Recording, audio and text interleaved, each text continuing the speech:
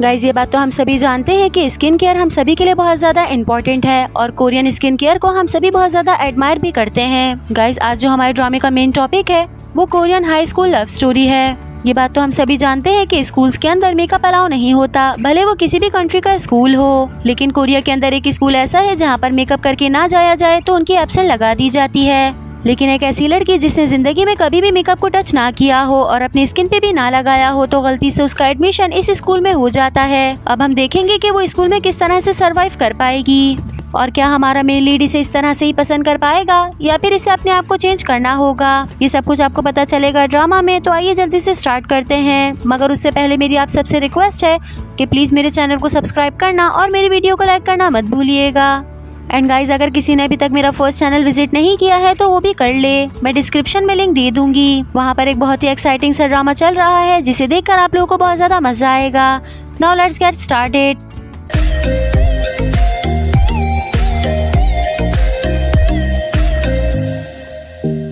Drama की starting में हमें एक बहुत ही क्यूट सी लड़की दिखाई जाती है। एंड गाइज यही हमारे ड्रामा की मेन लीड है जिसका नाम है बोंगजू। ये एक जगह से गुजर रही होती है कि इसके पास मैसेज आता है कि तुम प्लीज मेरी क्लाइंट का अच्छे से ख्याल रखना, वो डेली कस्टमर हैं। ये भी मैसेज पढ़ती है कि इसके पास कॉल आ जाती है और वो लड़की इससे कहती है कि चलो अगर तुम्हारा काम खत्म हो गया है तो हम दोनों साथ मिलकर घर चलते हैं।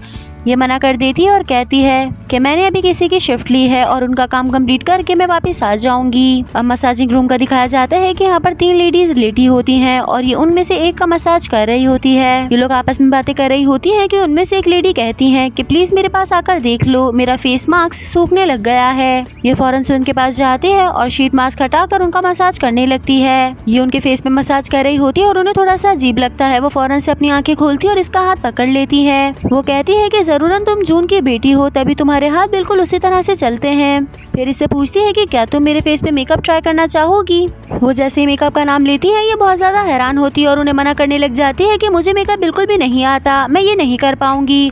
लेकिन अब हमें कुछ देर बाद का दिखाया जाता है कि जून के सामने बैठी होती है और उनका मेकअप करने के लिए उनका फेस देख रही होती है। ये उनका फेस हर एंगल से देख रही होती है और इसमें वो काफी ज्यादा अजीब लग रही होती है। सामने 2 लेडीज बैठी होती है और वो भी ये देखकर बहुत ज्यादा शॉक्ड होती है। फिर जो अपने हाथों पे फाउंडेशन निकालती है और उसके अंदर एक सीरम मिलाने लगती है। वो इनसे पूछती है कि ये तुम क्या कर रही हो, तो ये उनको बताती है कि आपका फेस बहुत ज्यादा ड्राई हो रहा है इसलिए मैं इसमें ये सीरम मिला रही हूँ, लेकिन अगर आपको पसंद नहीं है तो मैं छोड़ देती हूँ। वो मुस्कुराकर कहती है नहीं नहीं कोई बात नहीं, तुम कंटिन्यू करो। ये मेकअप स्टार्ट करती है और उनके फेस पर फाउंडेशन से एक बेस बना देती है। फिर उनको अपना फेस देखने का कहती है और वो जैसे ही मिरर में अपना फेस देखती हैं वो बस देखती ही रह जाती हैं। सामने जो 2 लेडीज बैठी होती हैं वो भी ये देखकर बहुत ज़्यादा शॉक्ड होती हैं। फिर ये उससे पूछती है कि क्या तुम स्कूल जाती हो, तुम्हारी एज क्या है। जून उन्हें बताती है कि मेरी एज 20 है और मैं स्कूल नहीं जाती। तो वो पूछती है कि क्या तुम के ब्यूटी हाई स्कूल जाना चाहोगी। ये सुनकर जो बहुत ज्यादा हैरान हो जाती है। नेक्स्ट सीन में दिखाया जाता है कि अपनी बहन के साथ बस में बैठी होती है और उसे सब के बारे में बताती है। ये सुनकर वो बहुत ज्यादा शॉक्ड होती है और कहती है कि क्या वाकई तुम वो स्कूल जाने वाली हो। जो बहुत हैरत से पूछती है कि क्या तुम भी स्कूल के बारे में जानती हो, मुझे तो लगा था कि तुम्हारा मेकअप में इंटरेस्ट नहीं है। इस पर वो कहती है कि मैं क्यों नहीं जानूंगी, ये स्कूल तो हमेशा सर्च इंजन में रहता है और वहाँ के बच्चे तो आजकल के आइडल से भी ज्यादा मशहूर हैं, उनकी स्किन बहुत ज्यादा चमकती है। बोंगजू कहती है कि वैसे भी मेरे पास टाइम नहीं है, मैं स्कूल नहीं जा सकूंगी। इसकी बहन कहती है कि तुम क्या कह रही हो, इस स्कूल का नाम तो सुनो, और वैसे भी अगर तुम वहाँ पर जाओगी तो तुम्हें कस्टमर्स भी मिल जाएंगे अपना सामान सेल करने के लिए, क्योंकि वहाँ पर जितने भी बच्चे पढ़ते हैं वो सब कोरियन ब्यूटी में इंटरेस्टेड हैं। बोंगजू जैसे ये बात सुनती है वो इस बारे में सोचने लग जाती है। अब नेक्स्ट डे का सीन दिखाया जाता है कि बोंगजू स्कूल आती है और वो बस यही सोच रही होती है कि अगर मैं स्कूल में कस्टमर्स बना पाई और फिर यहाँ पर अपने प्रोडक्ट सेल कर सकी तो मैं बहुत ज़्यादा अमीर हो जाऊंगी। ये सोचते हुए वो अंदर जाती है और वहीं ऊपर डायरेक्टर खड़ी होती हैं। तो उनके असिस्टेंट पूछते हैं कि ये वही लड़की है ना जिसके बारे में आप बात कर रही थी। तो वो कहती है हाँ, और ये वही लेडी होती है जिन्होंने बोंगजू को स्कूल का कहा था। ये कॉरिडोर से गुजर रही होती है कि इतने में यहाँ पर एक लड़का आता है और वो पीछे 2 लड़कियों को बोल रहा होता है कि स्कूल में फ्लर्टिंग अलाउ नहीं है। ये बोंगजू के बराबर में से गुजर जाता है लेकिन ये उसे नहीं देखती। वो आगे तो चला जाता है लेकिन फिर वापस आता है और इसके पास आकर कहता है कि मुझे नहीं लगता कि आज से पहले मैं इस तरह के किसी भी इंसान से टकराया हूँ। तुम तो यहाँ की स्टूडेंट नहीं लगती, क्या तुम नहीं आई हो। जूस की तरफ देख रही होती है लेकिन वो उसका कोई भी जवाब नहीं देती। तो वो लड़का समझता है कि ये चाइनीज समझती है तो वो चाइनीज में इससे पूछने लग जाता है। फिर जूस से कहती है कि मेकअप का लेक्चर रूम कहाँ है। तो वो हंसने लग जाता है और कहता है कि क्या तुम भी मेकअप डिपार्टमेंट में हो। चलो फिर हम दोनों की मुलाकात होती रहेगी। और ये कहते हुए इससे हैंड शेक करता है। वो इतनी जोर जोर से हाथ हिला रहा होता है कि गोंगजू के हाथ में दर्द हो जाता है। फिर इससे पूछता है कि ये तो 20 सेशन चल रहा है, तुम्हारा एडमिशन कैसे हो गया? जरूरन तुम कोई ना कोई स्पेशल लड़की होगी। लेकिन ये इसकी किसी भी बात का जवाब नहीं देती और यहाँ से निकल जाती है। गाइज ये भी हमारे ड्रामा के मेन लीड्स में से एक लीड है जिसका नाम है गुनैन। नैन आकर इसे पीछे से पकड़ लेता है और कहता है कि ये क्योंकि तुम्हारे स्कूल का फर्स्ट डे है तो तुम इस स्कूल के बारे में कुछ भी नहीं जानती होगी। जाहिर है तुम फर्स्ट टाइम मुझसे मिली हो तो ये मेरा फर्ज है, तुम मेरे साथ चलो, मैं तुम्हें स्कूल के बारे में सब कुछ बता दूंगा। ये कोरिया का इकलौता हाई स्कूल है जिसमें कोरियन ब्यूटी के बारे में बताया जाता है। इसमें बहुत सारी कंपनीज ऐसी हैं जो कि कोरियन ब्यूटी प्रोडक्ट्स बनाती है। ये स्कूल सिर्फ कोरिया में ही मशहूर नहीं है बल्कि हॉलीवुड में भी इसका बहुत ज़्यादा नाम है। वहाँ के सेलिब्रिटीज़ यहाँ पर आते हैं और ब्यूटी के बारे में हमसे कंसल्ट करते हैं। इस स्कूल में बहुत सारे डिपार्टमेंट्स हैं जिनमें से एक ब्यूटीओलॉजी मार्केटिंग भी है और साथ ही ब्यूटीओलॉजी फिलॉसफी भी।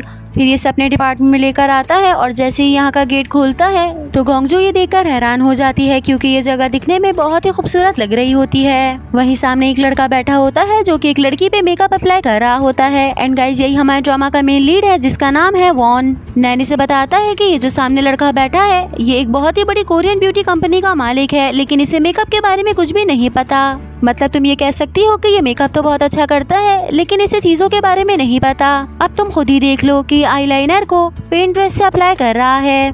वॉन के पीछे दो लड़कियां बैठी होती हैं जो कि इसके मेकअप की तारीफ कर रही होती हैं। उनमें से एक लड़की कहती है कि तुम जाओ और इससे अपना मेकअप करवा लो, तो दूसरी वाली बहुत ज्यादा सैड होकर कहती है कि नहीं, मैं इसे अपना रियल फेस शो नहीं कर सकती। नैन बताता है कि इसका नाम रीना है, तो जू कहती है कि इसके तो नाम का ही मतलब ब्यूटी है। तो वो इससे पूछता है कि तुम्हारा नाम क्या है। बोंगजू अपना नाम बताती है जिस पर वो कहता है कि 2011 में जो ओलंपिक्स जीता था उसका नाम बोंगजू था, इसमें क्या बड़ी बात है। जू अपने नेम के पीछे की हिस्ट्री से डिस्क्राइब करने लग जाती है तो नैन कहता है बस कर जाओ, अब मैं तुम्हें दूसरों के बारे में बताता हूँ। वो कहता है कि ये जो रीना लड़की है ना, इसका कभी भी किसी ने खाली फेस नहीं देखा। ये हमेशा अपने फेस पर बहुत मोटी लेयर अप्लाई करती है मेकअप की। और ये जिसके बराबर में खड़ी है इसका नाम यॉन है और ये इसकी फ्रेंड है। ये इतनी ज्यादा स्कैरी है कि अगर तुम्हारा कभी भी इससे सामना हो तो इससे बचकर निकल जाना। ये दोनों बातें कर रहे होते हैं कि इनके बीच में से एक लड़का निकलकर आगे जाता है और उसके हाथ में पानी की बोतल होती है। तो नैन इसे बताता है कि इस लड़के का नाम डू है, इसे हमेशा बस खाना ही पसंद है और जब भी इसका पेट भरा हुआ होता है तो ये सबकी तरफ देखकर स्माइल करता है। वहीं सामने एक और लड़का बैठा होता है तो नैन जू को इसके बारे में बताने लगता है, लेकिन इतने में यहाँ पर टीचर आ जाती है तो ये दोनों भागते हुए जाकर सीट पर बैठ जाते हैं। ये दिखने से इतनी ज्यादा स्ट्रिक्ट लग रही होती है कि इनके आने से सभी लोग खामोश हो जाते हैं। नैन बताता है कि ये हमारी मेन टीचर हैं और ये बहुत ज़्यादा स्ट्रिक्ट हैं, मगर इनकी कोरियन ब्यूटी इतनी ज़्यादा अच्छी है कि ये बहुत वीवीआईपी कस्टमर्स को डील करती हैं। फिर वो अटेंडेंस लेना स्टार्ट करती हैं और सबसे पहले नैन का ही नाम लेती हैं। वो सभी के नाम ले रही होती है और सब उसके आगे प्रेजेंट बोलते हैं कि अब जू की बारी आती है। वो जैसे ही जू का नाम लेती है अब जू फौरन से उन्हें प्रेजेंट कह देती है। वो जू की तरफ देखती है लेकिन इसे देखकर भी अनदेखा कर देती है और बार बार इसका नाम लेने लगती हैं। जू बार बार अपना हाथ हिला रही होती है कि मैं यहाँ पर बैठी हूँ, बट एट द लास्ट वो खुद से कह देती है कि जो आज नहीं आई है वो एब्सेंट है। वॉन भी पीछे बैठकर हंसने लग जाता है कि किस तरह की हरकतें कर रही है। फिर नैनी से बताता है कि मुझे पता था कि ये तो होने वाला है। हमारे स्कूल का एक रूल है कि जो भी स्टूडेंट मेकअप अप्लाई करके नहीं आता उसे एब्सेंट ही माना जाता है। ये सुनकर जू बहुत ज्यादा हैरान होती है और वो कहती है कि ये किस तरह का रूल है। नैन कहता है कि बस एक बात याद रखना, नेक्स्ट क्लास से पहले ही मेकअप कर लेना वरना आज का तुम्हारा पूरा दिन एब्सेंट में गुजर जाएगा। मैम लेक्चर देना स्टार्ट हो जाती है और वो स्किन के बारे में बताती हैं कि जो हमारी स्किन टोन होती है वो मेकअप के लिए बहुत ज़्यादा इंपॉर्टेंट है। बेशक हम लोग बहुत ही अच्छा मेकअप या बहुत ही अच्छी लिपस्टिक डिसाइड कर लें, लेकिन जब तक हमारी स्किन पर वो अच्छी नहीं लगेगी तो हमारा मेकअप फेल हो जाएगा। जू इनका लेक्चर सुन तो रही होती है लेकिन सारी चीज़ें उसके सर पर से गुजर रही होती हैं और उसे कुछ भी समझ नहीं आ रहा होता। वहीं बाकी के स्टूडेंट्स बहुत ज़्यादा कंसंट्रेशन के साथ इनका लेक्चर सुन रहे होते हैं। फिर ये सारे स्टूडेंट्स को होमवर्क देती है कि कल मैं आप लोगों से पूछूंगी कि मस्कारा को किस तरह से अप्लाई किया जाता है कि जिससे हमारी आईलैशेस फुलर भी लगे और नेचुरल भी। लेक्चर खत्म होने के बाद बोंगजू बहुत ज़्यादा थक जाती है और वो अपनी डेस्क पर ही हेड डाउन होकर बैठ जाती है।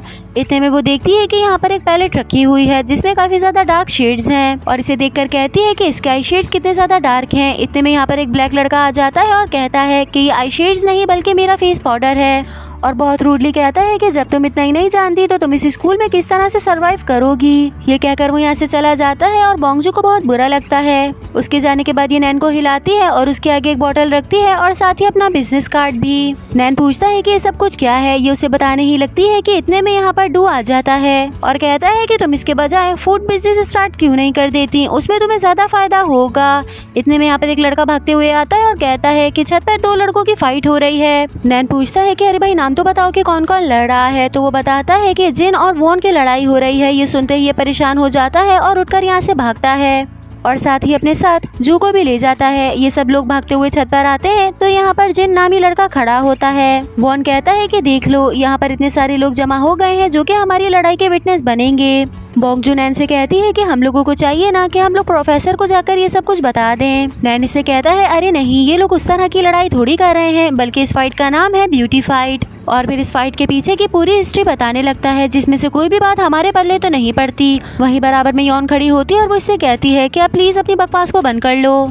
फिर नैन उसे सॉरी करता है और जू को बताता है कि सबसे पहले ये लोग अपने मॉडल्स को डिसाइड करेंगे और फिर उनके मेकअप अप्लाई करेंगे। जिसकी मॉडल अच्छी लगेगी वो विन कर जाएगा और जिसकी मॉडल अगली लग रही होगी वो हार जाएगा। ये से बात कर रहा होता है कि इतने में पीछे से जोंग आ जाता है। बोंगजू पीछे मुड़ती है और उसकी साइड पर देखकर मुस्कुराने लगती है और ये स्कूल में इसका फर्स्ट क्रश बन जाता है। फिर ये दोनों एक दूसरे के लिए मॉडल्स देखने लग जाते हैं जिनमें से एक मॉडल जू भी होती है। जिन वॉन के लिए इसको डिसाइड करता है। ये आगे आती है और बहुत ज्यादा नर्वस नजर आती है। खैर फिर कंपटीशन स्टार्ट होता है और जिन अपने मॉडल पे मेकअप अप्लाई करना स्टार्ट कर देता है। वहीं वॉन खड़े होकर बोंगजू को देख रहा होता है और कहता है कि मुझे तो लगता है कि हमें हार मान लेनी चाहिए।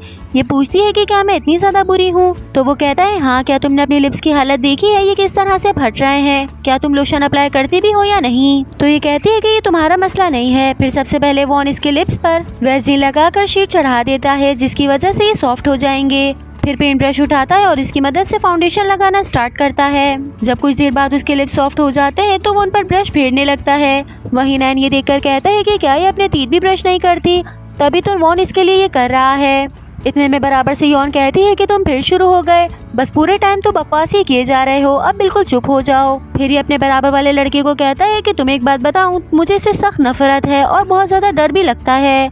यॉन बराबर से इसकी बात सुन रही होती है और वो मुस्कुराने लग जाती है। फिर वो लिपस्टिक का शेड डिसाइड करता है और बोंगजू के लिप्स पर अप्लाई करने लगता है। सभी लोग ये देखकर बहुत ज्यादा हैरान हो जाते हैं क्योंकि बोंगजू बिल्कुल डिफरेंट लग रही होती है। वॉन की मेहनत रंग ले आती है और वो ये कंपटीशन जीत जाता है। जू अपने घर आ जाती है और ये पिक्चर अपनी बहन को दिखाती है तो वो ये देखकर खुद भी बहुत ज्यादा हैरान होती है और कहती है कि क्या स्कूल वाले प्लास्टिक सर्जरी करना भी जानते हैं, क्योंकि ये तो तुम बिल्कुल भी नहीं लग रही। जू इसकी तरफ गुस्से से देखने लग जाती है तो वो कहती है अरे मैं तो सिर्फ इसलिए कह रही थी क्योंकि तुम बहुत ज्यादा खूबसूरत लग रही हो। फिर बात को पलटने के लिए पूछती है कि क्या तुमने वहाँ पर कस्टमर्स बनाए। तो जू से बताती है कि एक भी कस्टमर नहीं बना, उनकी स्किन तो ग्लास की तरह चमक रही होती है और उन्हें मेरे प्रोडक्ट्स खरीदने की कोई भी जरूरत नहीं है, पता नहीं मैं क्यों वहाँ पर लग गई। तो इसकी बहन इसे समझाती है कि देखो अगर तुम चाहो तो मैं भी तुम्हारी हेल्प कर सकती हूँ।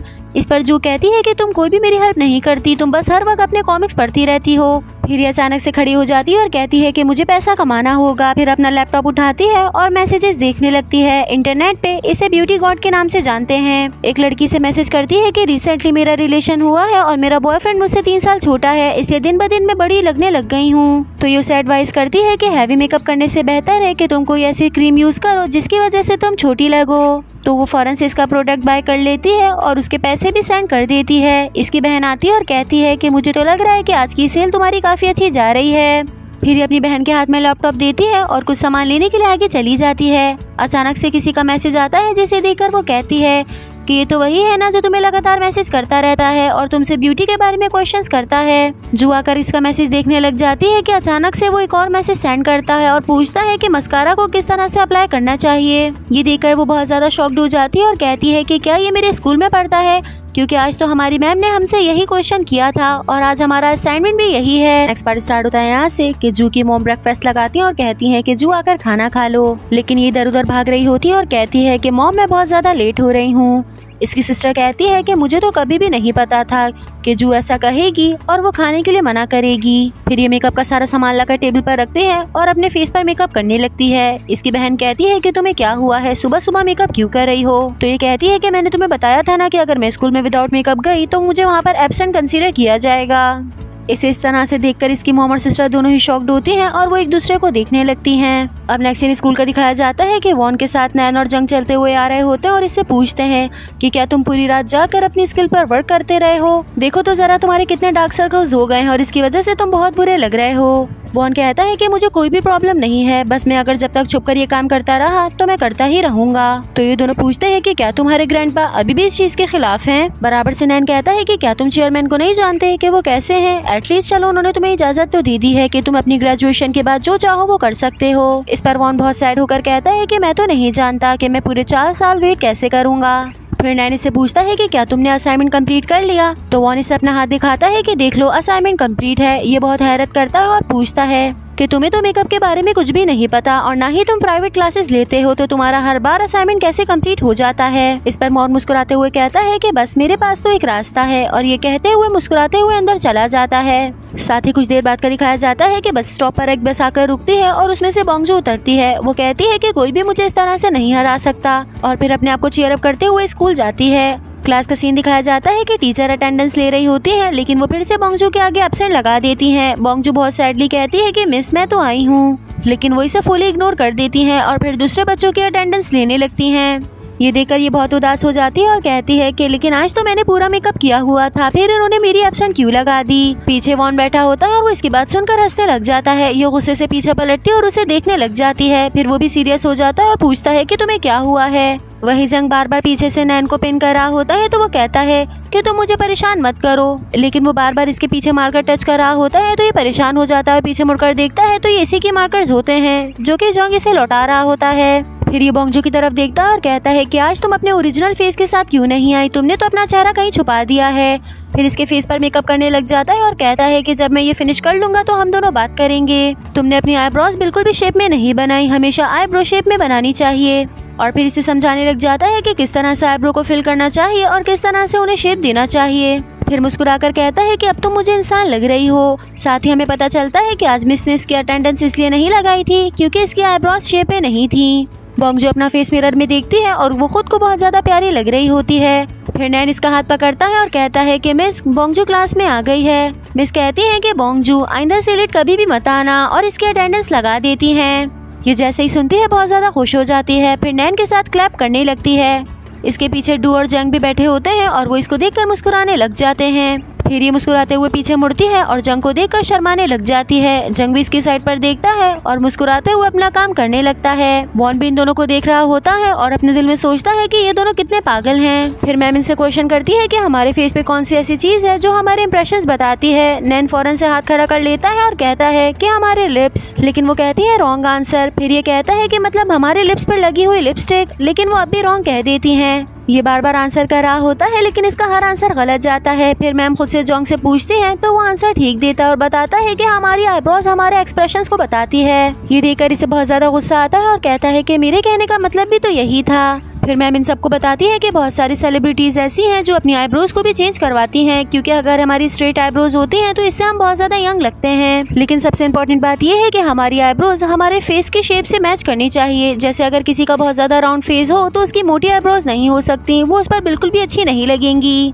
फिर वो लोग को सब डिस्क्राइब करने लग जाती हैं कि किस तरह के फेस पर किस तरह की आईब्रोज सूट करती हैं। सब लोग इनकी बात बहुत कंसंट्रेशन के साथ सुन रहे होते हैं। गाइस एक गारंटी तो मैं आप लोग को दे सकती हूँ कि ये ड्रामा देखने के बाद आप लोगों को कुछ ना कुछ मेकअप के बारे में जरूर पता चल जाएगा। लेक्चर खत्म होने के बाद मैम कहती है कि मुझे आप सभी के असाइनमेंट मिले थे और वो सभी ने ठीक किए थे, लेकिन उनमें से 2 लोगों ने मुझे हैरान कर दिया। उनका असाइनमेंट सबसे ज्यादा अच्छा था। नैन इनकी बात बहुत हैरानी से सुन रहा होता है और उसे लगता है कि ये मेरा नाम लेंगी, लेकिन मैम सबसे पहले वॉन का नाम लेती हैं और उसके बाद जंग का।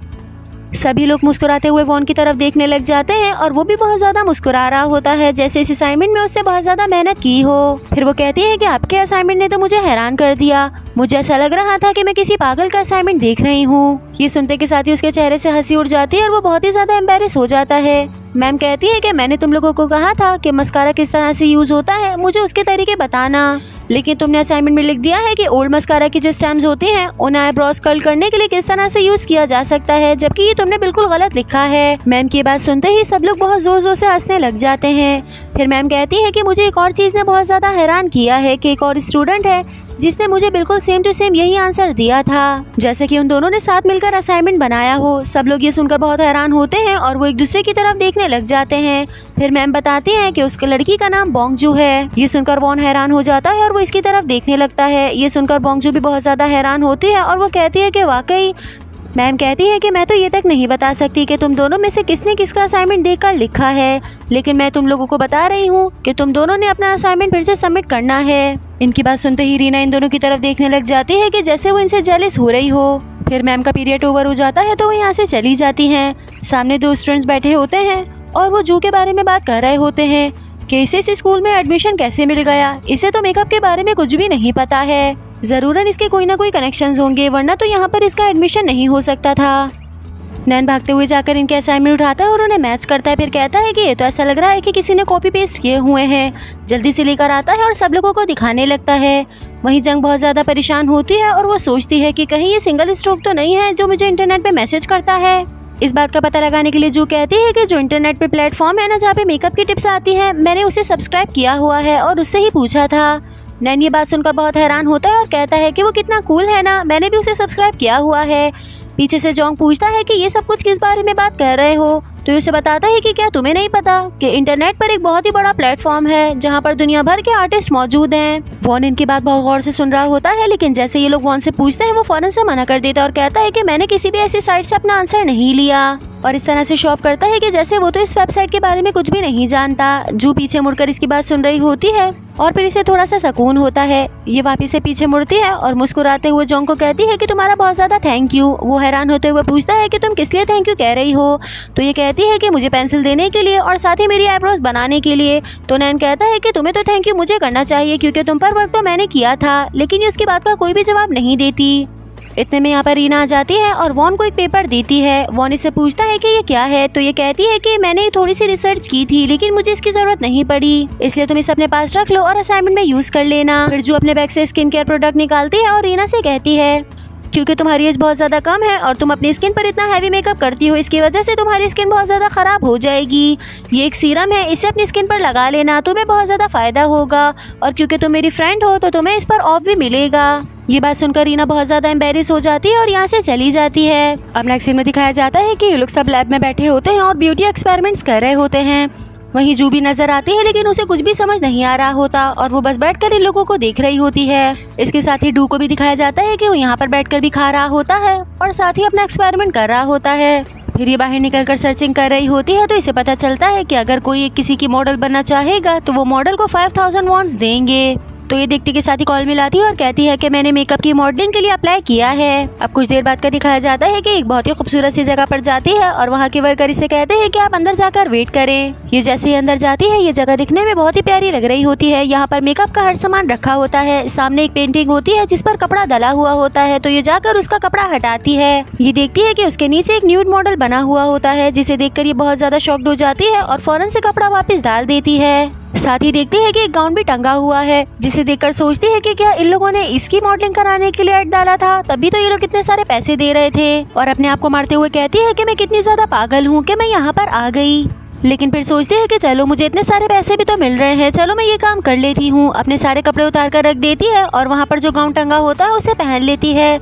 गाउन पहनकर ये जैसे ही पीछे मुड़ती है ये देखकर बहुत ज्यादा हैरान हो जाती है क्योंकि सामने वॉन खड़ा होता है। वॉन भी इसे देखकर बहुत ज्यादा शॉक्ड हो जाता है और जोर से चीखता है, कहता है कि तुम यहाँ पर क्या कर रही हो। तो ये फौरन से पीछे पलट जाती है और अपने आप को छुपाने लगती है। वही रेस्टोरेंट का दिखाया जाता है कि सारे फ्रेंड्स यहाँ पर बैठे होते हैं और वॉन का वेट कर रहे होते हैं। रीना बहुत सैडली कहती है कि मुझे नहीं लगता कि आज वॉन यहाँ पर आ पाएगा। अब कुछ देर बाद का दिखाया जाता है कि वॉन इससे पूछता है कि तुम्हें क्या लगता है क्या न्यूड मॉडल बनना बहुत ज्यादा इजी है।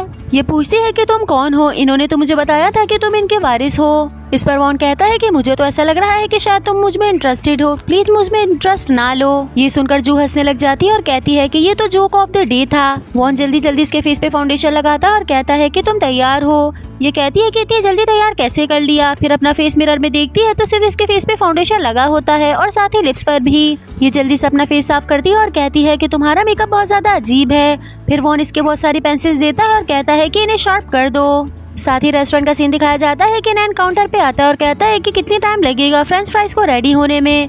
यहाँ पर जू की बहन खड़ी होती है और वो कहती है कि बस थोड़ी सी देर में तैयार हो जाएंगी। इस पर वो बहुत गुस्सा करते हुए कहता है कि मैं कब से वेट कर रहा हूँ। ऐसा लग रहा है कि तुम फ्रेंच फ्राइज नहीं बना रही बल्कि पोटैटोज उगा रही हो और उसके सीड्स तुमने अभी जमीन में डाले हैं।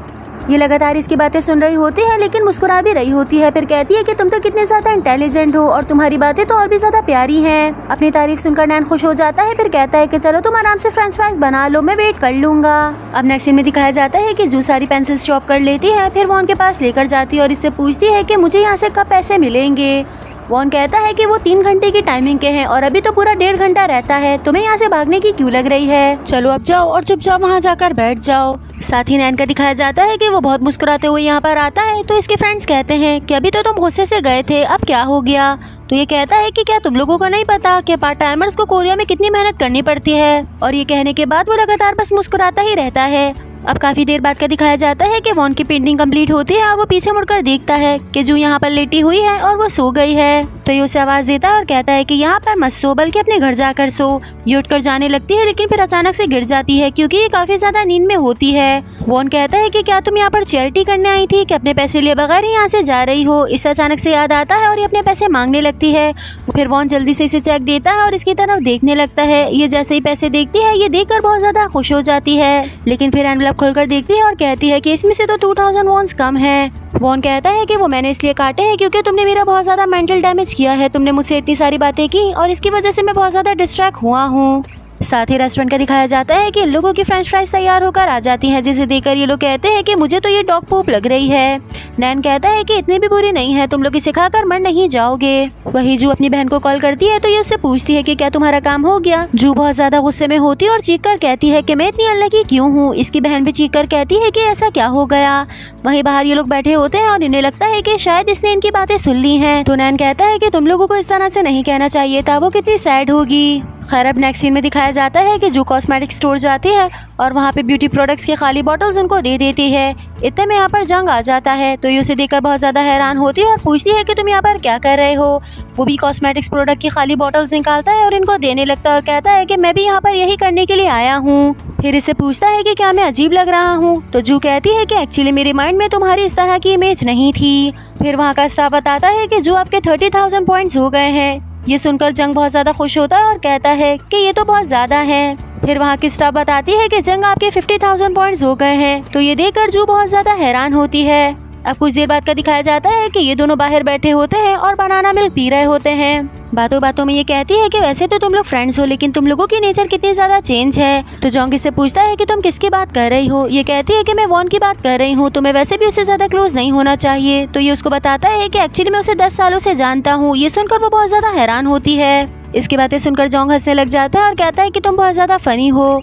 ये उससे कहती है कि तुम्हें कभी भी लड़कियों को ये नहीं कहना चाहिए कि तुम फनी हो, बल्कि तुम्हें तो कहना चाहिए कि तुम बहुत ज्यादा प्रीटी हो। अब नेक्स्ट सीन रात का दिखाया जाता है कि ये दोनों बहनें यहाँ पर बैठी होती हैं। इतने में इनकी मॉम यहाँ पर आती हैं। जो कहती है कि आज तो आपने कोई भी सामान नहीं बेचा, ये कितना ज्यादा सैड है। एक काम करें, आप मुझे सेलिंग का काम दे दें। मॉम इससे पूछती है कि लेकिन तुम ये सब कुछ हैंडल कैसे करोगी। तो ये फौरन से अपना लैपटॉप खोल लेती है और उस पर वही वेबसाइट ऑन करती है जिस पर ये लोगों के आंसर करती है। उसी लड़की का मैसेज आया हुआ होता है और वो इसे मस्कारे वाली हैक के लिए थैंक यू करता है। फिर इससे पूछता है कि क्या आप मुझे एक टिप देंगी। जो डॉल्स की तरह कर्ल्ड आईलैशेस होती है उन्हें किस तरह से बनाया जाता है। ये अपना ब्यूटी प्रोडक्ट बताती है और कहती है कि तुम ये किट बाय कर लो। वो कहता है लेकिन मैंने अभी तक तो उसे यूज नहीं किया। पहले तो ये दिल में सोचती है कि अच्छा तुम फ्री में टिप मांग रहे हो, लेकिन फिर उसे बता देती है। इस पर वो कहता है चलिए ठीक है, मैं वो 10 किट बाय करूंगा। और ये सुनकर ये बहुत ज्यादा खुश होती है। वहीं साथ ही इस लड़के को भी दिखाया जाता है और हमसे पूछा जाता है कि आप लोगों को क्या लगता है कि ये लड़का कौन होगा। वह नेक्स्ट पार्ट स्टार्ट होता है यहाँ से कि जू अपने घर में बैठी होती है और ये उसी लड़के से बात कर रही होती है। साथ ही हमें उस लड़के का फेस भी दिखाया जाता है जो रेगुलर बेसिस पर इससे बात करता है और इससे मेकअप के टिप्स लेता है। और ये कोई और नहीं बल्कि वॉन ही होता है। क्लास में जिस तरह ये कह रहा था कि ये तो वेबसाइट के बारे में कुछ भी नहीं जानता और ना ही इसे किसी से टिप्स लेने की जरूरत है, हालांकि ये वेबसाइट के बारे में बहुत अच्छे से जानता है और ये जू से बहुत ज्यादा टिप्स भी लेता है। अब नेक्स्ट डे स्कूल का सीन दिखाया जाता है कि जू अकेली क्लास में बैठी होती है और कॉस्मेटिक्स प्रोडक्ट्स पर अपने क्लासमेट्स के नेम लिख रही होती है। अचानक से यहाँ पर जॉन्ग आ जाता है और कहता है कि तुम इतनी जल्दी स्कूल क्यों आ गई हो। फिर इसके करीब आकर देखता है और कहता है कि क्या तुमने वाकई सबकी स्किन टाइप्स को ऑब्जर्व करके उनके लिए कॉस्मेटिक प्रोडक्ट्स चूज किए हैं। ये उसे देखकर मुस्कुराने लग जाती है और कहती है कि मैं तो माइंड भी रीड कर सकती हूँ। इसकी बात सुनकर जोंग हंसने लग जाता है। ये उससे कहती है कि चलो मेरे साथ करो, शुगर शुगर लू बोलोगे तो इस तरह से हम दूसरों का माइंड पढ़ सकेंगे। ये सुनकर शायद वो भी सीरियस हो जाता है और जिस तरह से जू से बोलती है वो वैसा ही करता है। फिर ये दोनों मिलकर हंसने लग जाते हैं। ये दोनों यहाँ पर बातें कर रहे होते हैं कि इतने में यहाँ पे नैन आ जाता है। वो इन दोनों को बड़ी हैरत से देखने लग जाता है और फिर कहता है कि तुम दोनों अकेले में क्या कर रहे हो। जोंग तो फौरन से अपनी सीट पर बैठ जाता है और वही जू भी अपना काम करने लगती है। तो ये कहता है कि कोई बात नहीं, तुम दोनों आपस में बात कर सकते हो। वहीं पीछे से वॉन भी इन दोनों को देख रहा होता है और उसे भी इनको साथ देकर अच्छा नहीं लगता। वहीं कुछ देर बाद का दिखाया जाता है कि यहाँ पर मैम चलती हुई आ रही होती हैं और उनके साथ एक लेडी भी होती हैं जिनके एटीट्यूड से ही लग रहा होता है कि वो कोई बहुत बड़ी चीज है। साथ ही क्लास का दिखाया जाता है कि जू रीना के पास जाती है और उससे कहती है कि मैंने तुम्हारे लिए कॉस्मेटिक प्रोडक्ट चूज किया है, तुम इसे स्किन पर लगा लेना और ये फ्री है और इससे तुम्हें फायदा भी होगा। वो कहती है कि तुम मुझे परेशान करना बंद कर दो, तुम्हारी इन हरकतों से मुझे बहुत ज्यादा बुरा लगता है। मुझे नहीं पता कि तुम्हारा स्कूल में एडमिशन कैसे हो गया, लेकिन यहाँ पर जो तुम कॉस्मेटिक प्रोडक्ट सेल कर रही हो ये बिल्कुल भी ठीक चीज नहीं है। इन दोनों की बातें वॉन भी सुन रहा होता है और उसे बिल्कुल भी अच्छा नहीं लगता। इतने में मैम यहाँ पर आ जाती हैं तो जू फौरन से जाकर अपनी सीट पर बैठ जाती है। मैम को आता देख नैन कहता है कि आज तो इनका पीरियड नहीं था, फिर ये यहाँ पर क्यों आ गई। वो कहती है कि मैं आप सबसे एक इम्पोर्टेंट बात करना चाहती हूँ। आप लोगों को पता है ना कि हर साल जॉनसन्स कंपनी की चेयरमैन आती हैं, तो इस साल भी वो यहाँ पर आई हैं और आप में से किसी को उनका मेकअप करने का मौका मिलेगा। ये सुनते ही सब शक्लें बनाने लग जाते हैं और कहते हैं कि हम में से तो कोई भी नहीं चाहता कि वो हम लोगों से मेकअप करवाएं। जू इससे पूछती है कि तुम लोग इनकी इतनी बुराई क्यों कर रहे हो, क्या वो दिखने में बहुत ज्यादा स्ट्रिक्ट है। नैन कहता है कि अभी जो तुमने उनके बारे में अल्फाज बोले हैं वो वापस ले लो। वो इतनी ज्यादा परफेक्शनिस्ट है कि उनको किसी का भी हाथ का काम पसंद नहीं आता। मैम कहती है कि अगर आप लोग इसमें पार्टिसिपेट करेंगे तो आप लोगों को मौका मिलेगा अपना टैलेंट बाहर दिखाने का। चलें अब आप लोग जल्दी जल्दी से रिकमेंड करें कि कौन आप में से पार्टिसिपेट करना चाहता है।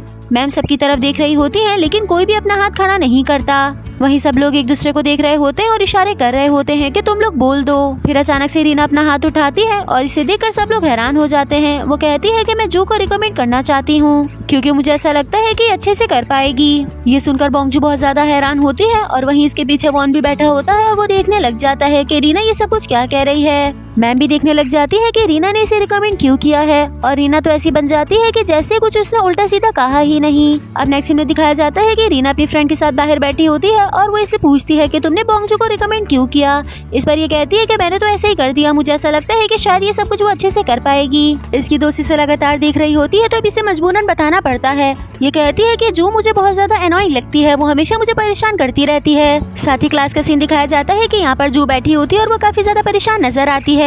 नैन कहता है कि अब जो तुम्हारे साथ होने वाला है तुम उसे चाहकर भी हैंडल नहीं कर पाओगी। इतने में पीछे से जोंग आ जाता है और इससे पूछता है कि क्या कल तुम चेयरवुमन से मिलोगी। तो ये कहती है हाँ, मेरे पास सिर्फ और सिर्फ एक दिन है, मैं एक दिन के अंदर कैसे प्रिपरेशन करूंगी। तो नैन कहता है कि अगर तुम्हें पूरा साल भी मिल जाता तब भी तुम प्रिपेयर नहीं कर पाती और तब भी तुम हार जाती। ये सुनकर ये और भी ज्यादा डिमोटिवेट हो जाती है, फिर अपना सर पकड़कर बैठ जाती है और कहती है कि अब मेरा कुछ भी नहीं हो सकता। अब नेक्स्ट डायरेक्टर की रूम का दिखाया जाता है कि यहाँ पर टीचर्स बैठे होते हैं और आपस में डिस्कशन कर रहे होते हैं। एक टीचर कहते हैं कि आपने बोंगजू को सिलेक्ट क्यों किया, बल्कि आपको तो किसी टॉप स्टूडेंट को सिलेक्ट करना चाहिए था। ये दोनों आपस में बहस कर रहे होते हैं तो इस पर डायरेक्टर कहती है कि आप लोगों को क्या हो गया है, अब तो डिसाइड हो गया ना कि बोंगजू ही पार्ट ले रही है, फिर इसमें इतने घबराने वाली बात क्यों है, हमें तो उस पर यकीन करना चाहिए। अब स्कूल का ऑफ हो जाता है तो बोंगजू क्लास से जाने लगती है। वॉन हल्के से कहता है कि अपनी पार्ट टाइम जॉब पर आ जाना। ये कहती है कि मैं वहाँ पर अब कभी भी नहीं आऊंगी, तुम तो बहुत झूठे हो, तुमने मुझसे कहा था कि तुम मुझे 5000 वॉन्स दोगे जबकि तुमने मुझे सिर्फ और सिर्फ 2000 वॉन्स ही दिए थे। ये उधर उधर देखने लग जाता है कि कोई हमारी बात तो नहीं सुन रहा। फिर हल्के से कहता है कि ये सब कुछ तुम्हारी वजह से हुआ था, अगर तुम प्रॉपर काम करोगी तो तुम्हें प्रॉपर पैसे ही मिलेंगे और अगर आज तुम जॉब के लिए आओगी मैं तुम्हें पूरे 7000 वॉन्स दूंगा। ये सुनकर वो बहुत ज्यादा खुश हो जाती है और कहती है कि क्या तुम पक्का वादा कर रहे हो।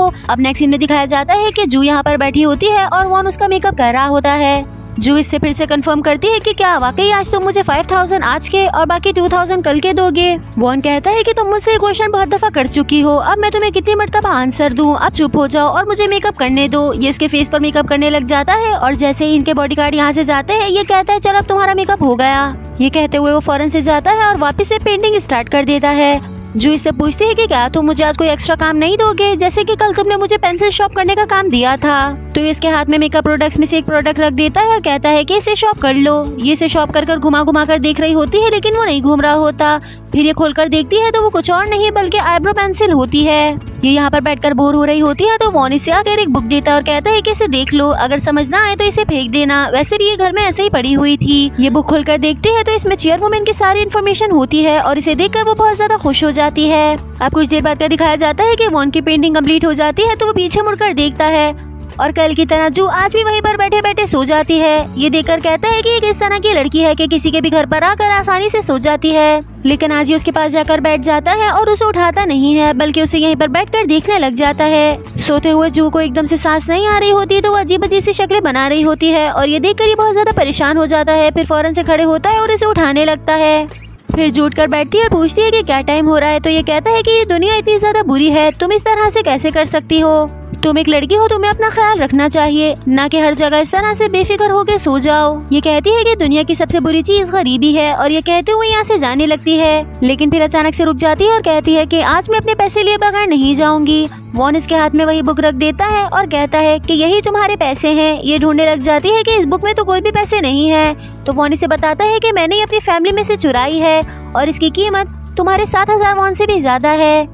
साथ ही नैन का दिखाया जाता है कि वो रेस्टोरेंट जाता है और जू की बहन को यहाँ पे ढूंढने लगता है। फिर ये वेटर से पूछता है कि यहाँ पर एक लड़की काम करती थी, वो कहाँ पर चली गई, तो वेटर इसे बताता है कि क्या आप मीजा की बात कर रहे हैं, आज तो उसने जॉब छोड़ दी है। नैन को मीजा का नाम पता चल जाता है, इसके लिए वो खुश होता है, लेकिन साथ ही सैड भी हो जाता है क्योंकि वो इसे कभी भी नहीं देख पाएगा।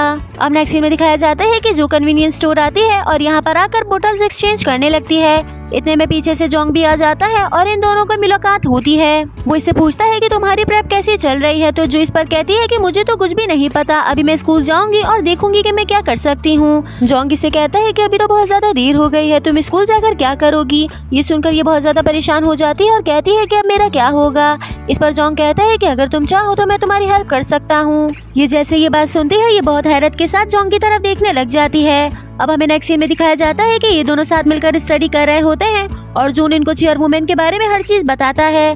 फिर कहता है लेकिन हमें एक चीज नहीं पता, उनका स्केड्यूल। जू सोचने लग जाती है तो उसे याद आता है कि आज वॉन ने जो इसे बुक दी थी उसमें चेयरवुमन का स्केड्यूल लिखा हुआ था। ये फौरन से बुक अपने बैग से निकालती है तो इस बुक को देखकर जोंग भी बहुत ज्यादा हैरान होता है और पूछता है कि तुम्हें ये कहाँ से मिली।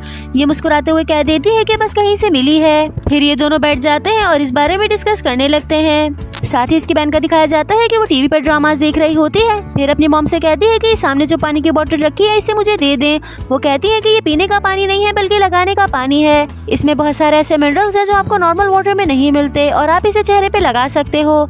ये सुनकर वो बहुत ज्यादा एक्साइटेड हो जाती है और थोड़ा थोड़ा करके वो पानी अपने चेहरे पर लगाने लगती है। अब काफी रात हो जाती है और जू लगातार अपने फेस पर मेकअप की प्रैक्टिस कर रही होती है। जोंग कहता है कि मैं तुम्हें बताता हूँ कि चेयरवुमन की आईब्रो कैसी है, तो तुम इस तरह से अपने फेस पर ड्रॉ करना। ये इसकी हेल्प करने लग जाता है और इसके फेस पर आईब्रोज ड्रॉ करने लगता है, लेकिन अचानक से इसके हाथ कपकपाने लग जाते हैं। तो ये अपने हाथों को छुपा लेता है और कहता है कि चलो अब तुम खुद से प्रैक्टिस करो। गाइस, आप लोगों को क्या लगता है कि जोंग के हाथ अभी क्यों कपकपा रहे थे? क्या वो बहुत ज्यादा नर्वस हो रहा था या फिर उसे कोई बीमारी है? प्रैक्टिस खत्म होने के बाद जो अपना सामान पैक करने लग जाती है तो जोंग इसका बैग देखता है। फिर वो कहता है कि तुम मेरा मेकअप बैग ले जाओ क्योंकि तुम्हारे वाले मेकअप बैग में बहुत सारे कॉस्मेटिक्स प्रोडक्ट्स हैं और ये देखकर वो समझेंगे शायद तुम उन्हें अपना सामान बेच रही हो।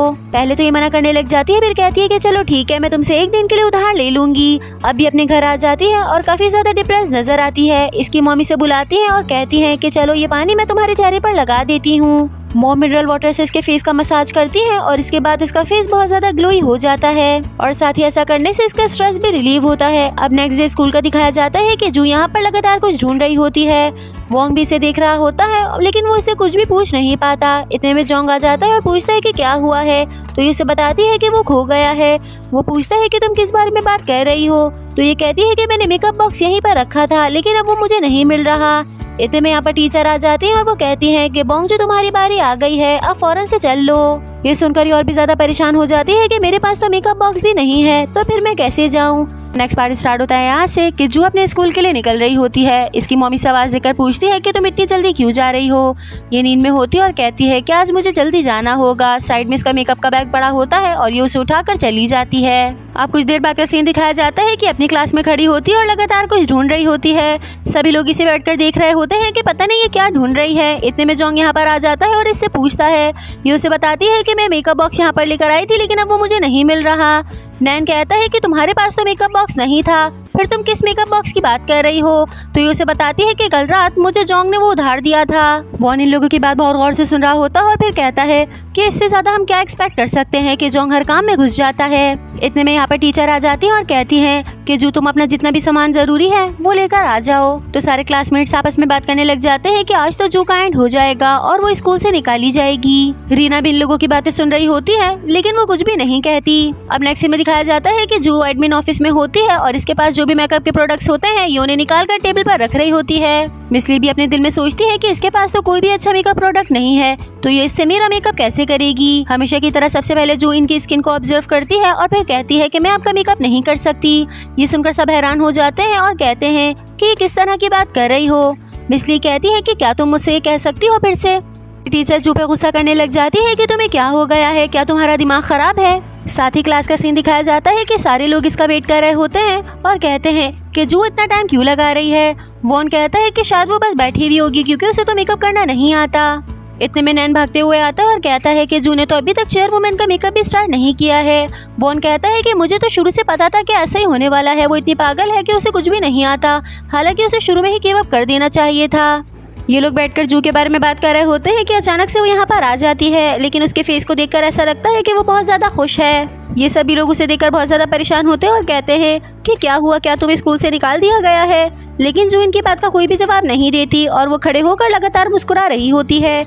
इतने में पीछे से टीचर आती है और वो कहती है कि जू तुमने बहुत अच्छा काम किया है, और ये सुनकर सब लोग हैरान हो जाते हैं। ये सुनते ही नैन अपने कानों पे हाथ मारने लग जाता है और कहता है कि क्या मैंने गलत सुना है। वहीं रीना की फ्रेंड कहती है कि तुमने तो उनका मेकअप भी नहीं किया है, फिर मिससे ये क्यों कहा कि तुमने बहुत अच्छा किया है। ये सभी लोग बहुत ज्यादा क्यूरियस होते हैं ये बात जानने के लिए।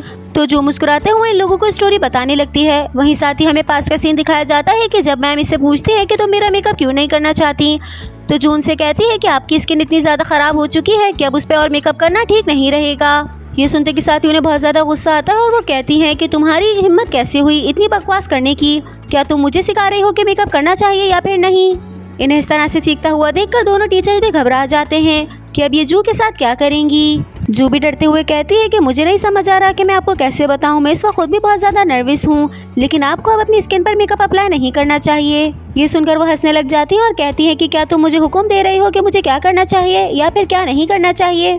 साथ ही क्लास का सीन दिखाया जाता है कि जू की क्लास फेलोज को जैसे ये बात पता चलती है वो बहुत ज्यादा हैरान होते हैं। जोंग कहता है कि तुम्हें इतनी हिम्मत कैसे आ गई कि तुमने चेयरवुमन को डायरेक्ट ये वर्ड्स बोल दिए, क्या तुम्हें अंदाजा है कि तुमने अपने ही पैरों पर खुद से कुल्हाड़ी मारी है। तो ये सबको बाकी की स्टोरी बताने लगती है और साथ ही हमें पास का सीन दिखाया जाता है कि जू अपने स्किन केयर प्रोडक्ट्स निकालती है और इनके फेस पे मसाज करना स्टार्ट करती है। साथ ही उसके पास वो वाटर भी होता है जो इसकी मॉम इसके लिए लेकर आई थी। जैसे जैसे ही उनके फेस पे मसाज करती जाती है उन्हें बहुत ज्यादा रिलैक्स फील होता है। वहीं टीचर्स बैठकर ये देख रहे होते हैं कि जू कितनी ज्यादा काबिल है। जू इनसे कहती है कि मेरी मॉम एक बात कहती है कि हर इंसान का जो रियल फेस होता है वो उसके दिल का हाल बताता है। ये मुस्कुराकर कहती है कि क्या तुम मेरा फेस देखकर बता सकती हो कि मेरे दिल में क्या चल रहा है। तो ये कहती है कि काफी सारे लोग समझते हैं कि आप एक बहुत ही अच्छी सी लाइफ स्पेंड कर रही हैं, लेकिन मुझे ऐसा लगता है कि आपकी लाइफ में बहुत सारी प्रॉब्लम्स हैं, आपके कंधों पे बहुत ज्यादा बर्डन है क्योंकि आप लोगों की एक्सपेक्टेशंस पे पूरा उतरना चाहती हैं। ये सुनकर उन्हें बहुत ज्यादा अच्छा लगता है और वो कहती हैं कि मैं अपनी 20 से इस इंडस्ट्री में मौजूद हूँ, लेकिन मैंने आज तक भी एक दिन का भी ब्रेक नहीं लिया। लोगों को समझाते समझाते मैं उनकी अटेंशन बन गई और इसी तरह से मेरी अपीयरेंस और मेरा मेकअप और ये दोनों चीजें मेरे लिए बर्डन बन गई। लेकिन लाइफ में ऐसा पहली बार महसूस हो रहा है कि मैंने अपने लिए टाइम निकाला है और ये देखकर मुझे बहुत ज्यादा अच्छा लग रहा है। इनकी ये सारी बातें सुनकर मैम भी थोड़ा सा रिलीफ में आती हैं। अब नेक्स्ट सीन में दिखाया जाता है कि ये लोग सब रेस्टोरेंट में बैठे होते हैं और इस खुशी में चीयर्स करते हैं। डू कहता है कि चेयरवुमन के सामने जाते हुए तो सीनियर्स के भी पैर कप आ जाते हैं, लेकिन मैंने कभी भी एक्सपेक्ट नहीं किया था कि तुम इतना अच्छा प्ले करोगी। इस पर वॉन कहता है कि मैं तुम लोगों को बता रहा हूँ, इसने कोई भी काम नहीं किया बल्कि इसका लक चल गया। ये सुनकर जू को गुस्सा आता है और वो कहती है कि क्या तुम मुझसे लड़ना चाहते हो। तो जू इसे बताती है कि बैग अभी तक नहीं मिला। एक्चुअली जब मैं कल स्कूल से निकल रही थी तो मैंने हर चीज सेट कर ली थी। सुबह स्कूल आकर बैग मैंने अपनी डेस्क पर रखा और वॉशरूम चली गई, लेकिन जब मैं वहाँ से वापस आई तो बैग वहाँ पर नहीं था। नैन कहता है कि चलो इन सारी टेंशन्स को छोड़ देते हैं और जू के लिए फिर से चीयर्स करते हैं, लेकिन रीना इनके साथ चीयर्स नहीं करती और वो बहुत ज्यादा जेलस नजर आती है। फिर नैन अचानक से कहता है कि मुझे एक बात समझ नहीं आ रही, क्या स्कूल में कल तुम दोनों अकेले थे? जरूर तुम दोनों के बीच कुछ चल रहा है। रीना की फ्रेंड कहती है कि इन लोगों के बीच कुछ भी नहीं है, एक्चुअली तुम्हारा दिमाग खराब हो गया है। फिर वो जू से बैग के बारे में पूछने लगती है।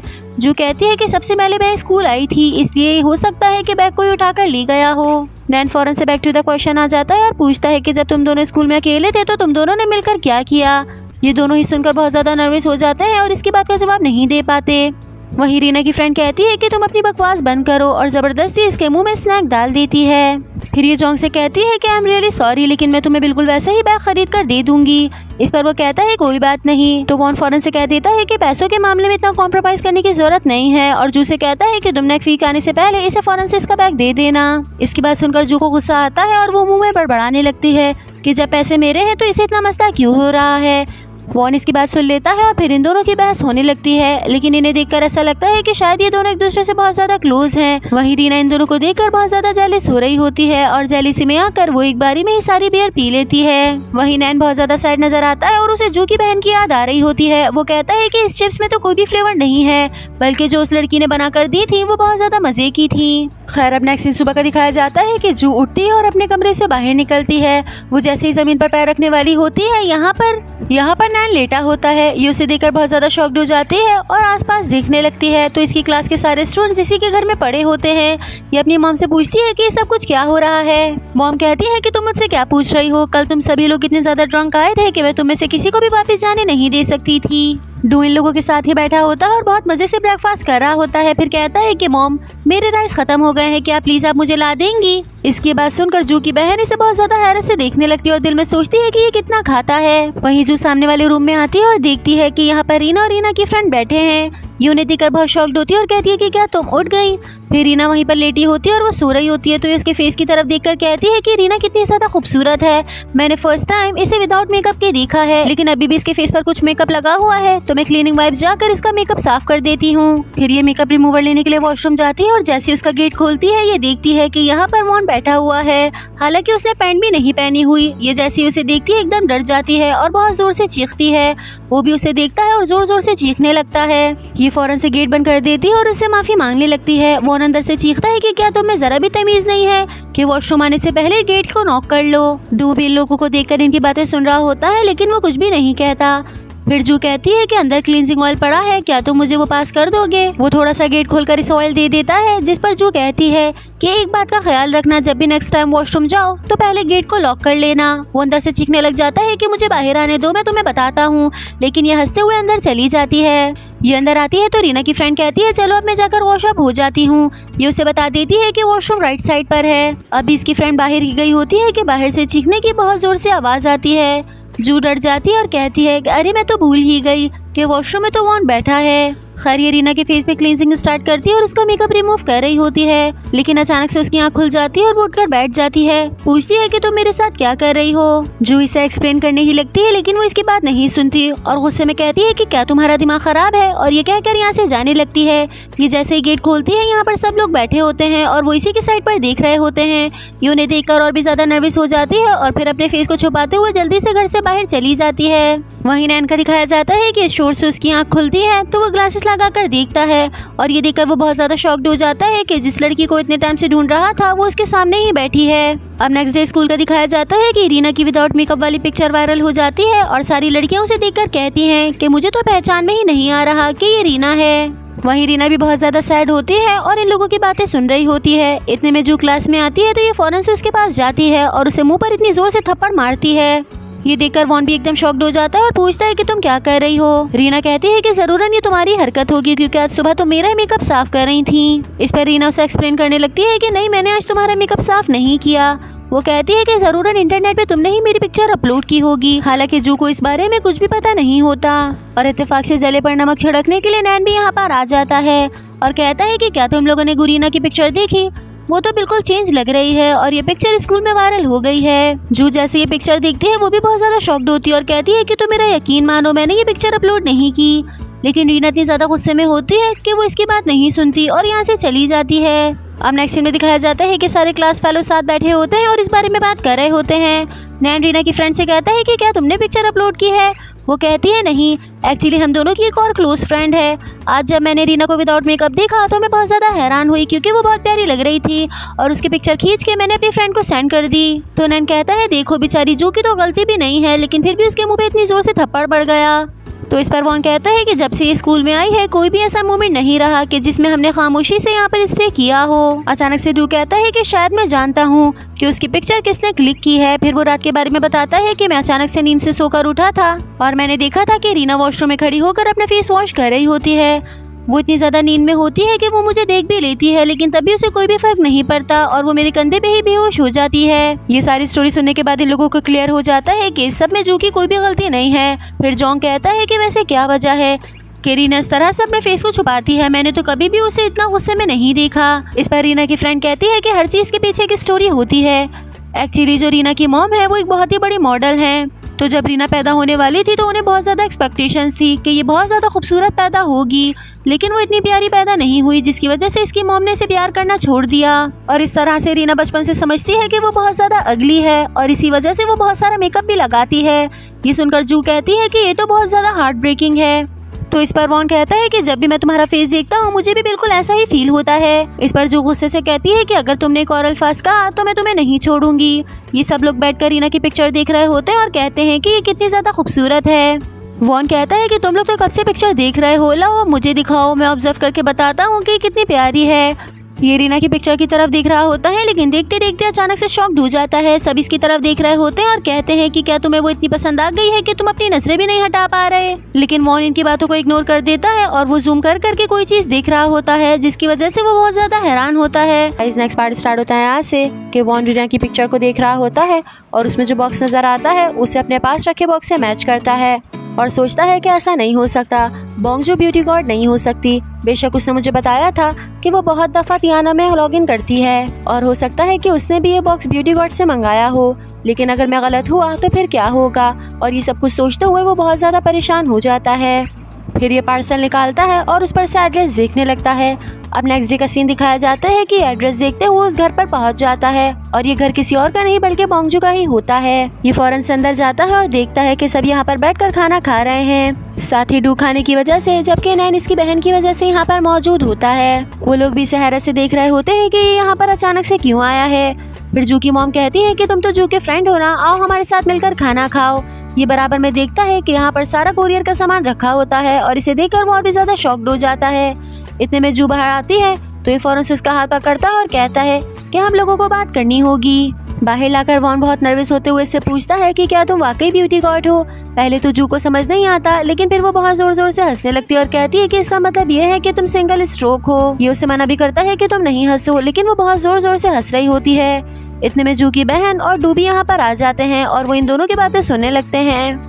फिर नैन इससे पूछता है कि तुम लोग यहाँ पे क्या कर रहे हो। तो वॉन कहता है कि हम लोग बस बात कर रहे हैं। इस पर वो कहता है कि जब अंदर तुम आए थे तो तुम वहीं पर ही बात कर लेते, इतना प्राइवेट में आकर बात करने की क्या जरूरत है। लेकिन ये जाता है और फौरन से गेट बंद करने लगता है और कहता है कि तुम लोग अंदर जाओ, हम लोग आ रहे हैं। जू अभी भी हंस रही होती है तो वॉन इसे कहता है कि अगर तुमने ये बात किसी को भी बताई तो मैं तुम्हें नहीं छोड़ूंगा। इस पर ये कहती है कि इसमें इतना बुरा मानने वाली कोई भी बात नहीं है। जाहिर है हम ब्यूटी स्कूल में पढ़ते हैं तो हमारा ताल्लुक ब्यूटी कम्युनिटी से हो सकता है, लेकिन तुम उस दिन बहुत ज्यादा एटीट्यूड दिखा रहे थे कि तुम तो ऐसा कर ही नहीं सकते और ना ही तुम इस कम्युनिटी का पार्ट हो। फिर वॉन इससे पूछता है कि तुम्हें कैसे पता चला कि मैं सिंगल स्ट्रोक हूँ। ये कहती है इस रिबन की वजह से, और जितना मैं तुम्हें बताती जाऊंगी तुम इतने ही ज्यादा एम्बेरस होते जाओगे। तो वॉन कहता है फिर चुप हो जाओ, मुझे सुनने का भी कोई शौक नहीं है। लेकिन इसे बहुत ज्यादा क्यूरियोसिटी हो रही होती है तो आखिरकार ये पूछ लेता है और कहता है कि मुझे बताओ कि क्या बताना चाहती हो। जू कहती है कि ये जो रिबन है ना, ये बस मैं अपने VVIP कस्टमर्स को ही देती हूँ। ये सुनकर वो बहुत ज्यादा शॉक्ड होता है और कहता है कि VVIP कस्टमर्स का क्या मतलब है। ये कहती है कि मतलब वो लोग जो मुझसे बहुत ज्यादा मोहब्बत करते हैं, ये समझ लो कि वो मेरे दीवाने हैं। ये सुनकर वॉन गुस्सा करने लग जाता है और कहता है कि मेरे लिए दीवानों का अल्फाज यूज ना करो। जू हंसते हुए कहती है कि एक और मजे की बात बताऊं, मेरे पास सिर्फ और सिर्फ एक ही VVIP कस्टमर है और वो तुम हो। ये बात सुनकर जू हंसने लग जाती है और उसी के साथ वॉन भी हंसने लगता है। अब नेक्स्ट सीन में दिखाया जाता है कि ये सब लोग घर से बाहर निकल रहे होते हैं कि इतने में यहाँ पर एक बहुत ही प्यारा सा पपी आता है। जू उसके पास जाती है और कहती है कि तुम कितने ज्यादा क्यूट हो। ये उसे अपने पास बुलाने लग जाती है लेकिन वो इससे डरकर भाग जाता है। तो ये कहती है कि तुम तो बहुत ही फूल हो। वॉन जैसे ही फूल वर्ड सुनता है उसे अपना ही ख्याल आता है और वो कहता है कि फौरन चुप हो जाओ और यहाँ से चलो। ये उसका हाथ पकड़ता है और उसे यहाँ से ले जाता है। पीछे नैन और डू भी चल रहे होते हैं और इन्हें देखकर ये समझते हैं कि शायद इन दोनों के बीच कुछ चल रहा है। ये सब लोग स्कूल पहुँचते हैं तो यहाँ पर एक लड़का अजीब सा बिहेव कर रहा होता है। जो कहती है कि तुम लोगों को नहीं लगता कि ये लड़का बिल्कुल फूल्स की तरह बिहेव कर रहा है। ये बार बार फूल वर्ड यूज कर रही होती है और इससे वॉन काफी ज्यादा डर रहा होता है। वो फौरन से जू का हाथ पकड़ता है और उसे अंदर ले जाता है। पीछे से नैन ये सब कुछ देख रहा होता है और कहता है कि पहले तो सिर्फ और सिर्फ जू ही पागल थी, लेकिन अब लगता है कि उसके साथ वॉन भी मिल गया है। अब स्कूल के अंदर का सीन दिखाया जाता है कि वॉन इसको कॉरिडोर में लेकर आता है और कहता है कि हमें थोड़ा सा केयरफुल होना होगा। तो जू मुस्कुराते हुए पूछती है कि तुम किस चीज की बात कर रहे हो। वॉन इसे बता नहीं पाता और ये अंदर जाने लगती है, लेकिन ये वापस से इसे रोकता है और कहता है कि हमें केयरफुल होना होगा। लेकिन अभी भी वो एक्सप्लेन नहीं कर पा रहा होता कि वो किस बारे में बात कर रहा है। अब नेक्स्ट सीन में दिखाया जाता है कि ये दोनों साथ लाइब्रेरी में बैठे होते हैं और जू कहती है कि चलो ठीक है, मैं किसी को भी नहीं बताऊंगी कि तुम फूल हो, लेकिन उसके लिए हमें एक शर्त रखनी होगी। वो शर्त ये है कि तुम जिंदगी भर मेरे ही कस्टमर बन के रहोगे। वॉन ये एग्रीमेंट बना रहा होता है और कहता है कि तुम प्लीज ये बार बार फूल वर्ड यूज ना करो। ये सुनकर जू फौरन से खड़ी हो जाती है और कहती है कि अगर तुम नहीं चाहते तो कोई मसला नहीं है, मैं जाकर सबको बता देती हूँ। ये सुनकर वॉन डर जाता है और कहता है चलो ठीक है, मैं तुम्हारी सारी शर्तें मानता हूँ। अब कुछ देर बाद का दिखाया जाता है कि वॉन और जू क्लास में आते हैं तो यहाँ पर दो लड़कियाँ आती हैं और वॉन के हाथ में कुछ चीजें देकर यहाँ से चली जाती हैं। जो इससे पूछती है कि ये क्या है, क्या उन्होंने तुम्हारी ऑयली स्किन के लिए तुम्हें ये दिया है। तो वॉन हंसने लग जाता है और कहता है कि तुम्हें तो कुछ भी नहीं पता। इतने में नैन यहाँ पर आता है और कहता है कि जॉन को भी आज बहुत सारे गिफ्ट्स मिले हैं। इस पर जू कहती है कि क्या आज कोई स्पेशल ओकेजन है। तो नैन कहता है आई एम रियली सॉरी, मैं तुम्हें बताना भूल गया कि इस स्कूल में वैलेंटाइंस डे बनाया नहीं जाता, बल्कि अपनी फीलिंग्स को एक्सप्रेस करने के लिए एक दूसरे को गिफ्ट दिए जाते हैं और आज वही दिन है। लेकिन तुम्हारे और मेरे जैसे लोगों के लिए तो ये दिन बिल्कुल ही मीनिंगलेस है। ये सुनकर वो बहुत ज्यादा हैरान होती है और नैन कहता है कि वॉन तुम तो बहुत ज्यादा लकी हो, तुम्हें और जॉन को स्कूल में सबसे ज्यादा गिफ्ट्स मिलते हैं। ये सुनकर वॉन जू को चिढ़ाने लग जाता है। तो इस पर ये कहती है कि मुझे तो लगा था कि ये सोप इन्होंने इसके फेस के लिए दिए हैं क्योंकि इस पे बहुत सारा ऑयल है। वेल सोचने वाली बात है कि ये कितना अजीब सा गिफ्ट है, क्या उन्हें कुछ और नहीं मिला था देने के लिए। ये सुनकर वॉन को गुस्सा आने लग जाता है और वो कहता है कि मैं तुम्हें मारूंगा। अचानक से यहाँ पे मैम आ जाती है तो ये लोग सब जाकर अपनी सीट्स पर बैठ जाते हैं। जू आकर अपना पाउच खोलती है और वो देखती है कि यहाँ पर एक क्रीम मौजूद है, हालांकि वो इसकी नहीं है। तो ये सोचने लग जाती है कि ये मुझे किसने दी है। मैम कहती है कि आज का जो असाइनमेंट है सब लोग वो पेयर्स में करेंगे, क्योंकि लड़कों को बहुत ज्यादा प्रॉब्लम होती है मेकअप करने के लिए। तो उनको एक गर्ल दी जाएगी जिन पर वो अपना मेकअप अप्लाई करेंगे और फिर पिक्चर की फॉर्म में उसे मुझे शो करेंगे। फिर क्लास एंड हो जाती है तो मैम यहाँ से चली जाती हैं। जू फौरन से पीछे मुड़ती है और जोंग से पूछती है कि तुम किसके साथ पेयर बनाओगे। वो कहता है मुझे नहीं पता। तो इस पर ये फौरन से कह देती है आओ हम दोनों ग्रुप बना लेते हैं। वॉन इन दोनों की बात सुन रहा होता है और दिल में सोचता है कि क्या अगर इसने मेरी सारी बातें जोंग को बता दी तो मेरी इज्जत का तो कबाड़ा हो जाएगा। फिर फौरन से कहता है बोंगजू तुम्हें मेरे साथ पेयर बनाना चाहिए। ये सुनकर वो कहती है कि क्यों। तो ये कहता है कि मैम ने अभी तो कहा है कि आज का जो असाइनमेंट है वो ग्रुप्स में होगा। जो इसकी बात सुनती है और वो फौरन से मना कर देती है और कहती है कि मुझे तुम्हारे साथ पेयर नहीं बनाना। जोंग भी इन दोनों की बातें सुन रहा होता है और उसे थोड़ा सा अजीब लगता है। वहीं डू नैन से पूछता है कि तुम किसके साथ पेयर बनाओगे, लेकिन वो अपने मोबाइल में लगा होता है और इसकी बात का जवाब नहीं देता। वो जू की बहन को मैसेजेस लिख रहा होता है लेकिन बार बार डिलीट कर रहा होता है। इतने में डू आगे आता है और इसकी आवाज से वो डर जाता है और गलती से उसे मैसेज सेंड हो जाता है। अब नेक्स्ट सीन वॉशरूम का दिखाया जाता है कि यहाँ पर दो लड़कियाँ खड़े होकर बात कर रही होती हैं। इनमें से एक लड़की कहती है कि क्या तुम्हें पता चला है कि लोगों का शक रीना पर है कि उसने बोंगजू का मेकअप बॉक्स छुपाया था। इस पर दूसरी वाली कहती है कि मुझे तो खुद भी शक था कि वो इसी तरह की हरकतें कर सकती है। ये दोनों बातें करते हुए यहाँ से निकलती हैं और इतने में वॉशरूम से रीना आती है। वो रो रही होती है और बहुत ज्यादा सैड नजर आती है क्योंकि हर कोई अब उसकी बुराई करता है। ये क्लास में रोती हुई आती है और बोंगजू से कहती है कि मैंने नहीं छुपाया। वो कहती है कि तुम किस बारे में बात कर रही हो। तो रीना कहती है कि तुम्हारी जो मेकअप किट गुम हुई थी वो मैंने नहीं छुपाई थी। सब लोग अलर्ट हो जाते हैं और वो इन दोनों की बात सुनने लगते हैं। बोंगजू कहती है कि मुझे पता है कि तुमने ये नहीं किया। रीना रोने लग जाती है और कहती है कि स्कूल में तो सब लोग कह रहे हैं कि मैंने तुम्हारी मेकअप किट छुपाई थी। इस पर बोंगजू कहती है कि मुझे तुम पर पूरा यकीन है कि तुम इस तरह की हरकतें नहीं कर सकती। जोंग भी इन दोनों की बातें सुन रहा होता है और वो दिल में सोचता है कि जो कितनी ज्यादा काइंड है। वहीं वॉन को भी बहुत ज्यादा हैरत होती है क्योंकि उसे बिल्कुल भी नहीं पता था कि जू इस बात को इस तरह से हैंडल करेगी। अब नेक्स्ट सीन रेस्टोरेंट का दिखाया जाता है कि यहाँ पर नैन बैठा होता है और वो कहता है कि मैंने ये क्या कर दिया। सामने डू बैठा होता है और वो फ्रेंच फ्राइज खा रहा होता है। इसे पूछता है कि क्या तुम खाओगे। तो वो फौरन से मना कर देता है और कहता है कि ये तुम्हारी गलती नहीं है, बल्कि मैं बिल्कुल पागल हूँ, मैंने गलती से उसे मैसेज सेंड कर दिया। डू कहता है कि बोंगजू की मॉम कहती है कि हमें कभी भी खाने पर गुस्सा नहीं निकालना चाहिए, बल्कि हमें अच्छा खाना चाहिए ताकि हम अच्छी जिंदगी गुजार सकें। नैन अपना मोबाइल यूज कर रहा होता है कि अचानक से वो बहुत ज्यादा शॉक्ड हो जाता है और ऊपर चढ़कर चेयर पर बैठ जाता है। फिर अपना मोबाइल डू को देता है और कहता है कि देखो मुझे रिप्लाई आया है। इसने मीजा लिखा होता है तो वो इसका रिप्लाई करती है कि तुम नैन बात कर रहे हो ना। खैर अब रात का सीन दिखाया जाता है कि वॉन जू का मेकअप कर रहा होता है और इसका मेकअप करते हुए उसे स्कूल वाली बात याद आती है कि जू ने कितना काइंडली रीना को रिप्लाई किया था। ये सोचते हुए ये बहुत ज्यादा डिस्ट्रैक्ट हो जाता है और अपना सर हिलाने लगता है। बोंगजू कहती है कि क्या तुम पागल हो गए हो जिस तरह अपना सर घुमा रहे हो। तो वॉन फौरन से इसके हाथ में पेंसिल्स दे देता है और कहता है कि चुपचाप इसे शॉप करो। जू कहती है कि अभी तो तुमने मुझसे शॉप करवाई थी। इस पर वो कहता है कि वैसे तो तुम्हें पूरे पैसे चाहिए होते हैं, लेकिन काम तुमसे नहीं होता। और ये कहते हुए जाकर वापस से पेंटिंग करने लगता है। लेकिन आज फर्स्ट टाइम वॉन का ध्यान पेंटिंग पे नहीं होता और वो लगातार पीछे मुड़ मुड़ कर इसे देख रहा होता है। फिर जू इससे कहती है कि क्या आज मुझे जल्दी छुट्टी मिल सकती है, एक्चुअली मुझे कहीं पर जाना है। इस पर वॉन कहता है कि अपनी पार्ट टाइम से इम्पोर्टेंट क्या जॉब हो सकती है। तो इस पर ये कहती है कि मैम के दिए हुए असाइनमेंट को कंप्लीट करने के लिए मुझे जोंग से मिलना है और हम दोनों साथ मिलकर प्रैक्टिस करेंगे। जोंग का नाम सुनकर वॉन को बुरा लगता है, लेकिन वो कहता है कि तुम्हारी मर्जी है, तुम जो भी कर लो, लेकिन याद रखना मैं तुम्हारे पैसे कट कर लूंगा। साथ ही नैन का दिखाया जाता है कि वो डू के साथ रेस्टोरेंट से वापस आ रहा होता है और वो बहुत ज्यादा खुश होता है। इससे पूछता है कि अब मुझे क्या करना चाहिए, क्या मैं जाकर उससे मिलूं या फिर मैसेज पर ही उससे बात करूं।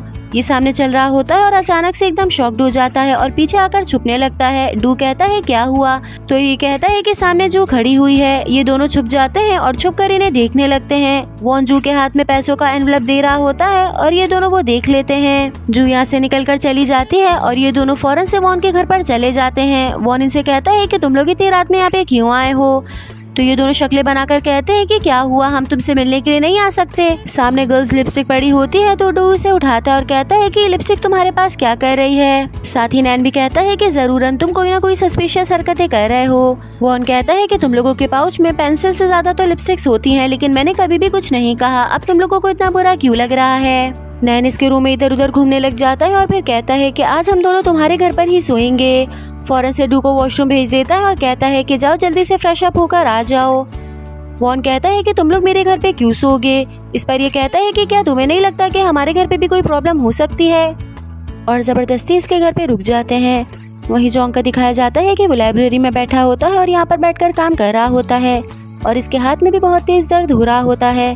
इतने में यहाँ पर जू आ जाती है और कहती है कि तुम क्या कर रहे हो। तो ये कहता है कि मैं तो बस ऐसे ही बैठा हूँ। ये लगातार इसी की तरफ देख रहा होता है तो जू कहती है कि क्या हुआ। इस पर जोंग कहता है कि मैं तुम्हें कोई बात बताना चाहता हूँ। सो गाइस, आप लोगों को क्या लगता है कि वो बात क्या हो सकती है। क्या जोंग जू को प्रपोज कर देगा या फिर उसे अपनी बीमारी के बारे में बताएगा। इस नेक्स्ट पार्ट स्टार्ट होता है यहाँ से कि जोंग बैठकर एक लड़की का मेकअप कर रहा होता है। इतने में यहाँ पर एक अंकल आते हैं और वो इस पर गुस्सा करने लगते हैं कि तुम एक मर्द हो, तुम्हारे हाथों में ये क्या चीजें हैं, तुम ये क्या हरकतें कर रहे हो। ये कोई और नहीं बल्कि जोंग के डैड होते हैं। वो इस पर बहुत ज्यादा गुस्सा करते हैं और सामने रखे ग्लास को इस पर फेंक कर चले जाते हैं। इनकी इस हरकत से ये बहुत ज्यादा डर जाता है और डर की वजह से इसके हाथ फिर से कपकपाने लगते हैं। अब नेक्स्ट सुबह का दिखाया जाता है कि जोंग की अचानक से आँख खुल जाती है और हमें पता चलता है कि ये सब कुछ वो ख्वाब में देख रहा था। ये इतना ज्यादा डर जाता है कि इसकी तबीयत खराब होने लगती है। टेबल पर इसकी मेडिसिन रखी होती हैं तो ये फौरन से उठाकर उन्हें खाता है। इतने में इसके पास जू का मैसेज आता है और वो कहती है कि तुम्हें पता है ना कि आज हम लोगों ने मिलना है, तो टाइम से आ जाना और लेट मत होना। जब रात में इसकी मुलाकात जू से होती है तो ये अपनी प्रॉब्लम्स के बारे में उसे सब कुछ बता देता है। वो इससे पूछती है कि क्या इस बारे में किसी को भी नहीं पता। तो वो कहता है इवन के वॉन को भी नहीं पता, और स्कूल में तुम पहली लड़की हो जिसे मैंने इस बारे में बताया है। अब तुम प्लीज ऐसा रिएक्ट करना कि तुम भी इस बात को नहीं जानती। जू मुस्कुराकर कहती है कि तुम परेशान ना हो, मैं ऐसा रिएक्ट कर सकती हूँ। फिर जू इसे चेयर अप भी करती है कि तुम परेशान ना हो, सब कुछ ठीक हो जाएगा और इसमें मैं तुम्हारी मदद भी करूंगी। ये सब कुछ सोचते हुए ये बहुत ज्यादा खुश होता है। अब साथ ही जू के घर का दिखाया जाता है कि हमेशा की तरह इसकी बहन टीवी पर कार्टून देख रही होती है। जू यहाँ पे निकलती हुई आती है और अपनी मॉम को बताती है कि मुझे बाहर किसी से मिलने के लिए जाना है, इसलिए मैं चलती हूँ। ये अपने घर से निकल कर जा रही होती है कि अचानक से इसकी नजर सामने पड़ती है और ये देखकर हैरान हो जाती है कि यहाँ पर तो वही मेकअप बॉक्स रखा होता है जो जोंग ने इसे दिया था। ये देखकर बहुत ज्यादा शॉक्ड होती है और कहती है कि ये यहाँ पर क्या कर रहा है। फिर इसे उस दिन का सीन याद आ जाता है कि मैं तो मेकअप बॉक्स लेकर ही नहीं गई थी, बल्कि गलती से ये तो अपना ही मेकअप बॉक्स ले जाती है। और क्योंकि ये क्लास में सबसे पहले आई होती है और अपना बैग रख कर वॉशरूम चली जाती है। इतने में बॉडीगार्ड क्लास में आते हैं और उन्हें लगता है कि कल कोई बच्चा अपना बैग छोड़कर यहाँ पर चला गया था, तो वो बैग उठाते हैं और उसे नीचे रख देते हैं। इसके साथ ही वॉन का दिखाया जाता है कि वो अपने मोबाइल को बार बार देख रहा होता है और जू के मैसेज का वेट कर रहा होता है। इतने में इसके पास मैसेज आता है तो ये फौरन से एक्साइटेड हो जाता है और उसे खोलकर देखने लगता है, लेकिन ये मैसेज बैंक की तरफ से होता है। वॉन अपने दिल में सोचता है कि आखिर वो कहाँ पर इतनी बिजी है कि उसके पास इतना भी टाइम नहीं है कि वो मुझे मैसेज का रिप्लाई कर दे। ये सोचते हुए ये फिर से जू को मैसेज करता है कि तुम किससे मिल रही हो, और फौरन से अपना मोबाइल बेड पर फेंक कर लेट जाता है। जू रोड पर खड़ी होती है और वो जॉन्ग के आने का वेट कर रही होती है। वॉन का इसके पास मैसेज आता है तो ये कहती है कि तुम क्यों पूछ रहे हो, तो वो कहता है कि इस टाइम तुम क्या कर रही हो, मुझे फौरन से बताओ। ये कहती है कि मैं किसी से मिलने के लिए आई हूँ। वहाँ से वॉन रिप्लाई करता है कि तुम किससे मिलने के लिए आई हो, मुझे उसका नाम बताओ। ये उसके मैसेज का रिप्लाई करने ही वाली होती है कि इतने में यहाँ पे जॉन्ग आ जाता है और कहता है कि शायद मेरी वजह से तुम्हें बहुत ज्यादा वेट करना पड़ा, इसलिए आई एम रियली सॉरी। जू कहती है कोई बात नहीं, मैं खुद भी अभी अभी आई हूँ। ये सुनकर वो मुस्कुराने लग जाता है और कहता है कि अच्छा ये तो बताओ कि आज हम दोनों कहाँ पर जाएंगे। तो इस पर ये कहती है कि आज हम दोनों बस रेस्ट करेंगे और तुम बेफिक्र रहो, तुम्हारी जिम्मेदारी मेरे हाथों में है। ये कहते हुए यहाँ से चली जाती है। अब नेक्स्ट सीन में दिखाया जाता है कि जू जॉन्ग को लेकर हॉस्पिटल आती है। डॉक्टर इसका चेकअप कर रहे होते हैं और वो कभी इसकी आंखें देखते हैं और कभी इसका मुंह खुलवा कर देखते हैं। इस पर जू कहती है कि हम लोग तो यहाँ पर इसके हाथों की वजह से आए हैं, आप इसकी ये सारी चीजें क्यों चेक कर रहे हैं। इस पर डॉक्टर कहते हैं कि सब कुछ ठीक है और जू को एक बिजनेस कार्ड दे देते हैं और कहते हैं कि इस जगह पर चली जाना, जब तुम उन्हें ये बिजनेस कार्ड दिखाओगी तो वो हर चीज की टेक केयर कर लेंगे। जू डॉक्टर से कहती है कि क्या आप इसका ट्रीटमेंट नहीं करेंगे, इसके हाथ बहुत ज्यादा कपकपा रहे थे, तभी तो मैं इसे आपके पास लेकर आई हूँ। वो कहते हैं कि तुम क्या चाहती हो कि क्या मैं इसे इंजेक्शन लगा दूं? तो ये कहती है जाहिर है उसी से तो ये ठीक होगा। डॉक्टर अपना पेन निकालते हैं और कहते हैं चलो मैं तुम्हारे इंजेक्शन लगाने लगा हूँ, लेकिन अगर तुम इस साइड पर देखोगे तो तुम्हें बहुत ज्यादा दर्द होगा। जॉन्ग उस साइड पे देखने लग जाता है और डॉक्टर बहुत जोर से इसके हाथ पे पेन लेकर आते हैं और कहते हैं कि तुम पे बहुत ज्यादा बर्डन है और इस जगह पर जाने से ही वो बर्डन दूर होगा। जॉन्ग को डॉक्टर की बात समझ आ जाती है और वो जू का हाथ पकड़ता है और उसे यहाँ से ले जाता है। वहीं वॉन का दिखाया जाता है कि लगातार वो अभी भी अपने फोन को देख रहा होता है और जू के रिप्लाई का वेट कर रहा होता है। वहीं जू का दिखाया जाता है कि वो जॉन्ग के साथ चल रही होती है और वो बिजनेस कार्ड वाला एड्रेस ढूंढ रही होती है। इतने में इसके पास कॉल आने लगती है तो जॉन्ग इससे कहता है कि तुम्हारे पास कॉल आ रही है। ये बैग से अपना मोबाइल निकाल कर देखती है तो उस पर लिखा होता है VVIP और इसका मतलब ये है कि वॉन उसे कॉल कर रहा है, लेकिन ये उसकी कॉल रिसीव नहीं करती। इस पर जॉन्ग कहता है कि क्या ये कॉल इम्पोर्टेंट नहीं है। जॉन्ग को इस पर शक ना हो तो ये साइड में आकर कॉल रिसीव करती है और कहती है कि मेरे कस्टमर आपको क्या चाहिए। जू की इस तरह की टोन सुनकर वॉन बहुत ज्यादा हैरान होता है और सोचता है कि शायद मैंने गलत नंबर पे कॉल लगा दी है। फिर ये अपना फोन चेक करता है लेकिन ये जू का नंबर ही होता है। ये कहता है कि क्या तुम पागल हो गई हो, मुझे फौरन से बताओ कि तुम किसके साथ हो, और कहता है कि अगर तुमने मेरा सच किसी को भी बताया तो मैं तुम्हें जान से मार दूंगा। ये इस तरह से रिएक्ट करती है जैसे सिग्नल नहीं आ रहे और कहती है कि मुझे तुम्हारी आवाज नहीं आ रही, फिर जल्दी से कॉल कट कर देती है। वॉन को ये देखकर बहुत ज्यादा गुस्सा आता है कि इसने मुझे बताए बगैर ही मेरी कॉल कट कर दी। अब कुछ देर बाद का दिखाया जाता है कि इन लोगों को एड्रेस मिल जाता है और ये लोग उस जगह पर पहुंच जाते हैं। जू आवाज देती है कि क्या अंदर कोई है। इतने में अंदर से एक अंकल उठते हुए आते हैं। वो अंकल बिल्कुल सेम टू सेम डॉक्टर के जैसे ही होते हैं और ये देखकर ये दोनों बहुत ज्यादा हैरान हो जाते हैं। जब यहाँ से इनकी वापसी होती है तो ये दोनों मिलकर बहुत ज्यादा हंसते हैं। जू कहती है मुझे तो पता ही नहीं था कि ये दोनों ट्विंस हैं। फिर जॉन्ग से कहती है कि उन्होंने जो तुम्हें मशरूम्स बताए हैं वो शेकी हैंड्स के लिए बहुत ज्यादा अच्छे होते हैं, इसलिए तुम मेक श्योर रहना कि तुम हर रोजाना उन्हें खा लो। जॉन्ग मुस्कुराते हुए कहता है कि तुम बिल्कुल बेफिक्र हो जाओ, मैं जरूर खा लूंगा। फिर ये उससे पूछती है कि क्या तुम्हें भूख लग रही है, तो वो कहता है हाँ। ये कहती है चलो फिर हम दोनों साथ चलते हैं। अब रात का सीन दिखाया जाता है कि वॉन पढ़ने की कोशिश कर रहा होता है लेकिन उसका ध्यान बिल्कुल भी पढ़ाई पर नहीं होता। वो बार बार बस अपना फोन चेक कर रहा होता है कि जू उसे कब रिप्लाई करेगी, लेकिन क्योंकि अब हद हो जाती है और जू उसे रिप्लाई नहीं करती तो ये अपना कोट उठाता है और यहाँ से चला जाता है। वहीं जू का दिखाया जाता है कि वो और उसकी मॉम किसी को देख रही होती हैं और यहाँ पर कोई और नहीं बल्कि जॉन्ग लेटा होता है। जू कहती है कि मेरी मॉम तुम्हारे फेस का मसाज करेंगी क्योंकि तुमने आज बर्तन धोए हैं। तो इस पर ये कहता है कोई बात नहीं और आंटी से कहता है कि आपने जो फूड खिलाया वो बहुत ज्यादा मजे का था। अब मॉम इसके फेस का मसाज करना स्टार्ट करती है लेकिन वो एकदम से शॉक्ड हो जाती है और कहती है कि तुम्हारे फेस को तो देखकर ऐसा लग रहा है कि तुम बहुत ज्यादा स्ट्रेस में हो। जू कहती है जी मॉम, इसे बहुत ज्यादा स्ट्रेस है और हमें उसी को रिलीफ करना है। फिर ये जू से एक सीरम मांगती हैं और उससे इसका मसाज करने लगती हैं। साथ ही इसे समझाती हैं कि हमें इतना ज्यादा स्ट्रेस नहीं लेना चाहिए क्योंकि वो हमारी स्किन से बहुत ज्यादा विजिबल होता है, और वैसे भी तुम तो इतने ज्यादा हैंडसम हो, अगर तुम ज्यादा स्ट्रेस लोगे तो तुम्हारा फेस खराब हो जाएगा। और पूछती है कि तुम्हें ऐसी कौन सी परेशानी है जिसकी वजह से तुम इतने स्ट्रेस में हो। जोंग इनसे पूछने पे बताता है कि मुझे तो कभी कभार जू से बहुत ज़्यादा जेलिसी होती है कि उसकी आप जैसी मॉम है जो बहुत ज़्यादा काइंड हार्टेड है। एक्चुअली मेरे पेरेंट्स को ज़रा भी पसंद नहीं है कि मैं ब्यूटी स्कूल जाता हूँ, और जब से मैंने स्कूल स्टार्ट किया है मैंने एक मरतबा भी उनके साथ बैठकर खाना नहीं खाया और ना ही उनसे बात की है। ये सुनकर मॉम और जू को बहुत ही ज़्यादा दुख होता है। फिर मॉम बताती है कि जब जू 5 साल की थी तो इसके फादर की डेथ हो गई थी, और क्योंकि मुझे काम करना होता था तो मैं जहाँ पर भी जाती थी इसे अपने साथ लेकर ही जाती थी, लेकिन एक दफ़ा इसे घर पर छोड़ गई और जब मैं आई तो ये घर पर नहीं थी। उस वक्त रात भी बहुत ज़्यादा हो जाती है और मैं इसे कहीं पर भी ढूंढ नहीं पा रही होती, और इस वजह से बस मैं रो रही होती हूँ। इसे हर जगह देखने के बाद जब मैं प्लेग्राउंड में जाती हूँ तो मुझे ये वहाँ पर ही मिलती है। ये वहाँ अकेले बैठी होती है और कॉस्मेटिक्स की जो खाली बॉटल्स होती हैं ये उनके साथ खेल रही होती है। जब मैं इसे घर लेकर आ जाती हूँ तो ये काफ़ी टाइम तक बस उन्हीं के साथ खेलती रहती है, और मुझे इस चीज़ को देखकर बहुत ज़्यादा दुख होता है कि मैं इतनी ज़्यादा गरीब हूँ कि अपनी बच्ची को एक टॉय भी लेकर नहीं दे सकती। ये कहते हुए मॉम बहुत ज़्यादा सैड हो जाती है और वो रोने लगती है। जो भी इनकी साइड पर देखती है और उसे भी बहुत ज़्यादा दुख होता है। जोंग ने अपनी आंखें बंद की होती हैं और वो लगातार बस इनकी बातें सुन रहा होता है।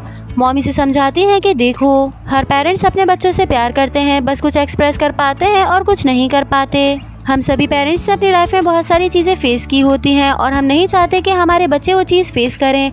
अगर वो तुम्हें इस चीज़ के लिए मना कर रहे हैं तो ज़रूरन उनके पीछे कोई वजह होगी और वो तुम्हारा अच्छा ही चाहते होंगे। ये सारी बातें होने के बाद यहाँ पर एक बहुत ही सैड सी सिचुएशन हो जाती है और इनकी बात सुनकर जोंग भी रोने लगता है। गाइज, आज का क्वेश्चन ये है कि आप लोगों ने मुझे बताना है कि कौन अपने पेरेंट्स से कितना ज़्यादा प्यार करता है। साथ ही वॉन का दिखाया जाता है कि वो जू के घर के बाहर खड़ा होता है और इसका वेट कर रहा होता है।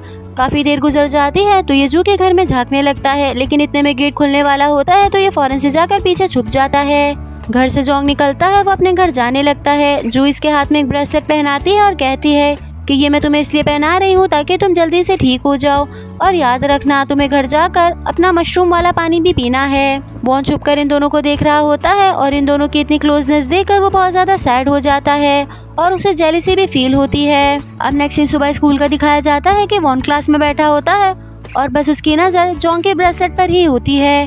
वहीं नैन का दिखाया जाता है कि वो सोच रहा होता है कि आखिर जू और वॉन के बीच में क्या चल रहा है। फिर वो अपनी सीट से उठकर आता है और जू के बीच वाली सीट में बैठ जाता है।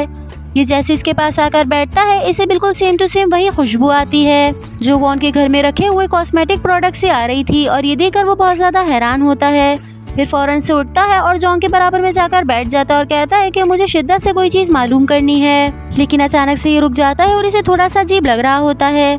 फिर ये जोंग के बिल्कुल करीब हो जाता है और उसके पास से स्मेल सूंघने लगता है और कहता है कि ये क्या हो रहा है, और सीट से उठकर कहता है कि आखिर तुम तीनों के बीच क्या चल रहा है। अब इनकी क्लास शुरू हो जाती है और आज का टॉपिक होता है फेस मास्क। मैम कहती है कि अपनी स्किन को घर में बहुत अच्छे से रखने का जो सबसे अच्छा तरीका है वो फेस मास्क है। मार्केट में बहुत अच्छे अच्छे फेस मास्क मिल जाते हैं और अगर आप लोग चाहो तो अपना भी बना सकते हो। आज का असाइनमेंट यही है कि आप लोगों ने अपना खुद का फेस मास्क बनाना है और हो सकता है कि हम उसे मार्केट में भी लॉन्च करें, इसलिए सबने अच्छा अच्छा काम करना है। ये सुनकर सभी लोग खुश हो जाते हैं और एक दूसरे को देखने लगते हैं। मैम कहती है कि अपने आप को एक और चीज़ के लिए प्रिपेयर कर लें। अभी कुछ दिनों के अंदर हमारी मेकअप वॉलंटियर की क्लास होगी, इसमें आप लोगों ने ओल्ड एज लोगों को मेकअप करना होगा। इनकी ये बात सुनकर सभी के चेहरे पे और ज़्यादा खुशी आ जाती है। इनकी क्लास एंड होती है और ये यहाँ से जाने लगती हैं। फिर कहती है कि बोंगजू, मुझे तुमसे बात करनी है। बोंगजू इनसे बात करने के लिए बाहर जाती हैं तो ये उसे बताती हैं, उस दिन तुमने चेयरवुमेन का मेकअप किया था ना, तो उनकी मेरे पास ईमेल आई थी। वो अपने लिए पर्सनल मेकअप आर्टिस्ट ढूंढ रही हैं और वो चाहती हैं कि तुम उनकी मेकअप आर्टिस्ट बन जाओ। ये सुनकर बोंगजू बहुत ज़्यादा हैरान होती है और वो कहती है कि क्या आप वाकई मेरी बात कर रही हैं। ये कहती है कि तुम्हें समझना चाहिए कि ये अपॉर्चुनिटी हर किसी को नहीं मिलती, और अगर तुम उनकी पर्सनल मेकअप आर्टिस्ट बन गई तो कुछ ही टाइम में पूरी दुनिया तुम्हें जानने लगेगी। जो इनसे पूछती है कि क्या इस सब के लिए मुझे स्टेट जाना होगा, तो ये कहती है हाँ, अगर तुम चाहो तो अपने स्कूल में लीव भी दे सकती हो, लेकिन मुझे नहीं लगता कि तुम्हारा वहाँ से आने का दिल करेगा। बोंगजू ये सारी बातें सुन रही होती है और वो बहुत ज़्यादा कंफ्यूज होती है। मैम कहती है कि मैं नहीं चाह रही कि तुम मुझे अभी आंसर करो, पहले अच्छे से सोच लो फिर मुझे जवाब दे देना। मैम और जू यहाँ पर बात कर रहे होते हैं, वहीं इनकी सारी बातें वॉन सुन लेता है और ये सारी बातें सुनकर वो बहुत ज़्यादा सैड हो जाता है। अब नेक्स्ट सीन में दिखाया जाता है कि इनके सारे क्लास फेलोज साथ बैठे होते हैं और वो फेस मास्क बनाने की तैयारी कर रहे होते हैं। सभी लोग काफ़ी ज़्यादा एक्टिव नज़र आते हैं, लेकिन नैन का ध्यान यहाँ पर नहीं होता। रीना की फ्रेंड इस पर बहुत ज़्यादा गुस्सा करती है और कहती है कि मैंने तुमसे कितनी मर्तबा कहा है कि यहाँ पर एक्टिव रहा करो, अब फ़ौरन से तैयारी करो और फेस मास्क का फीचर बनाओ। ये कहता है कि मैंने तो ऑलरेडी एक चीज प्रिपेयर की होती है। फिर पीछे मुड़ता है और टेबल पर से एक शीट मास्क उठाता है, उसे फेस पर लगा लेता है और कहता है कि ये लगाने के बाद फौरन से बहुत ज़्यादा अनकंफर्टेबल सा लग रहा है और उसे सीरम भी बहुत ज़्यादा गिर रहा है। फिर खड़े हो जाता है और अपने फेस को थोड़ा नीचे करके मारने लगता है। कहता है कि देख लो, इस तरह से फेस मास्क भी गिर जाएगा। मैं तुम लोगों को बताना चाह रहा हूँ कि ये बिल्कुल भी ठीक नहीं है। फिर अपना शूज उतारकर हाथ में उठाता है और इसमें से बहुत ही गंदी स्मेल आ रही होती है। सभी लोग अपनी नाक पर हाथ रख लेते हैं और उन्हें बहुत गंदा सा लग रहा होता है। ये सबको बताता है कि शूज में जो चिट दी हुई होती है वो सिर्फ और सिर्फ ग्रिप के लिए होती है। अगर हम यही शीट फेस मास्क में लगा दें तो हमारा बहुत ज्यादा फायदा होगा। ना ही फेस मास्क जमीन पर गिरेगा और ना ही उसमें से सीरम निकलेगा। और इसके बाद ये लोग सब मिलकर डिस्कशन करने लगते हैं।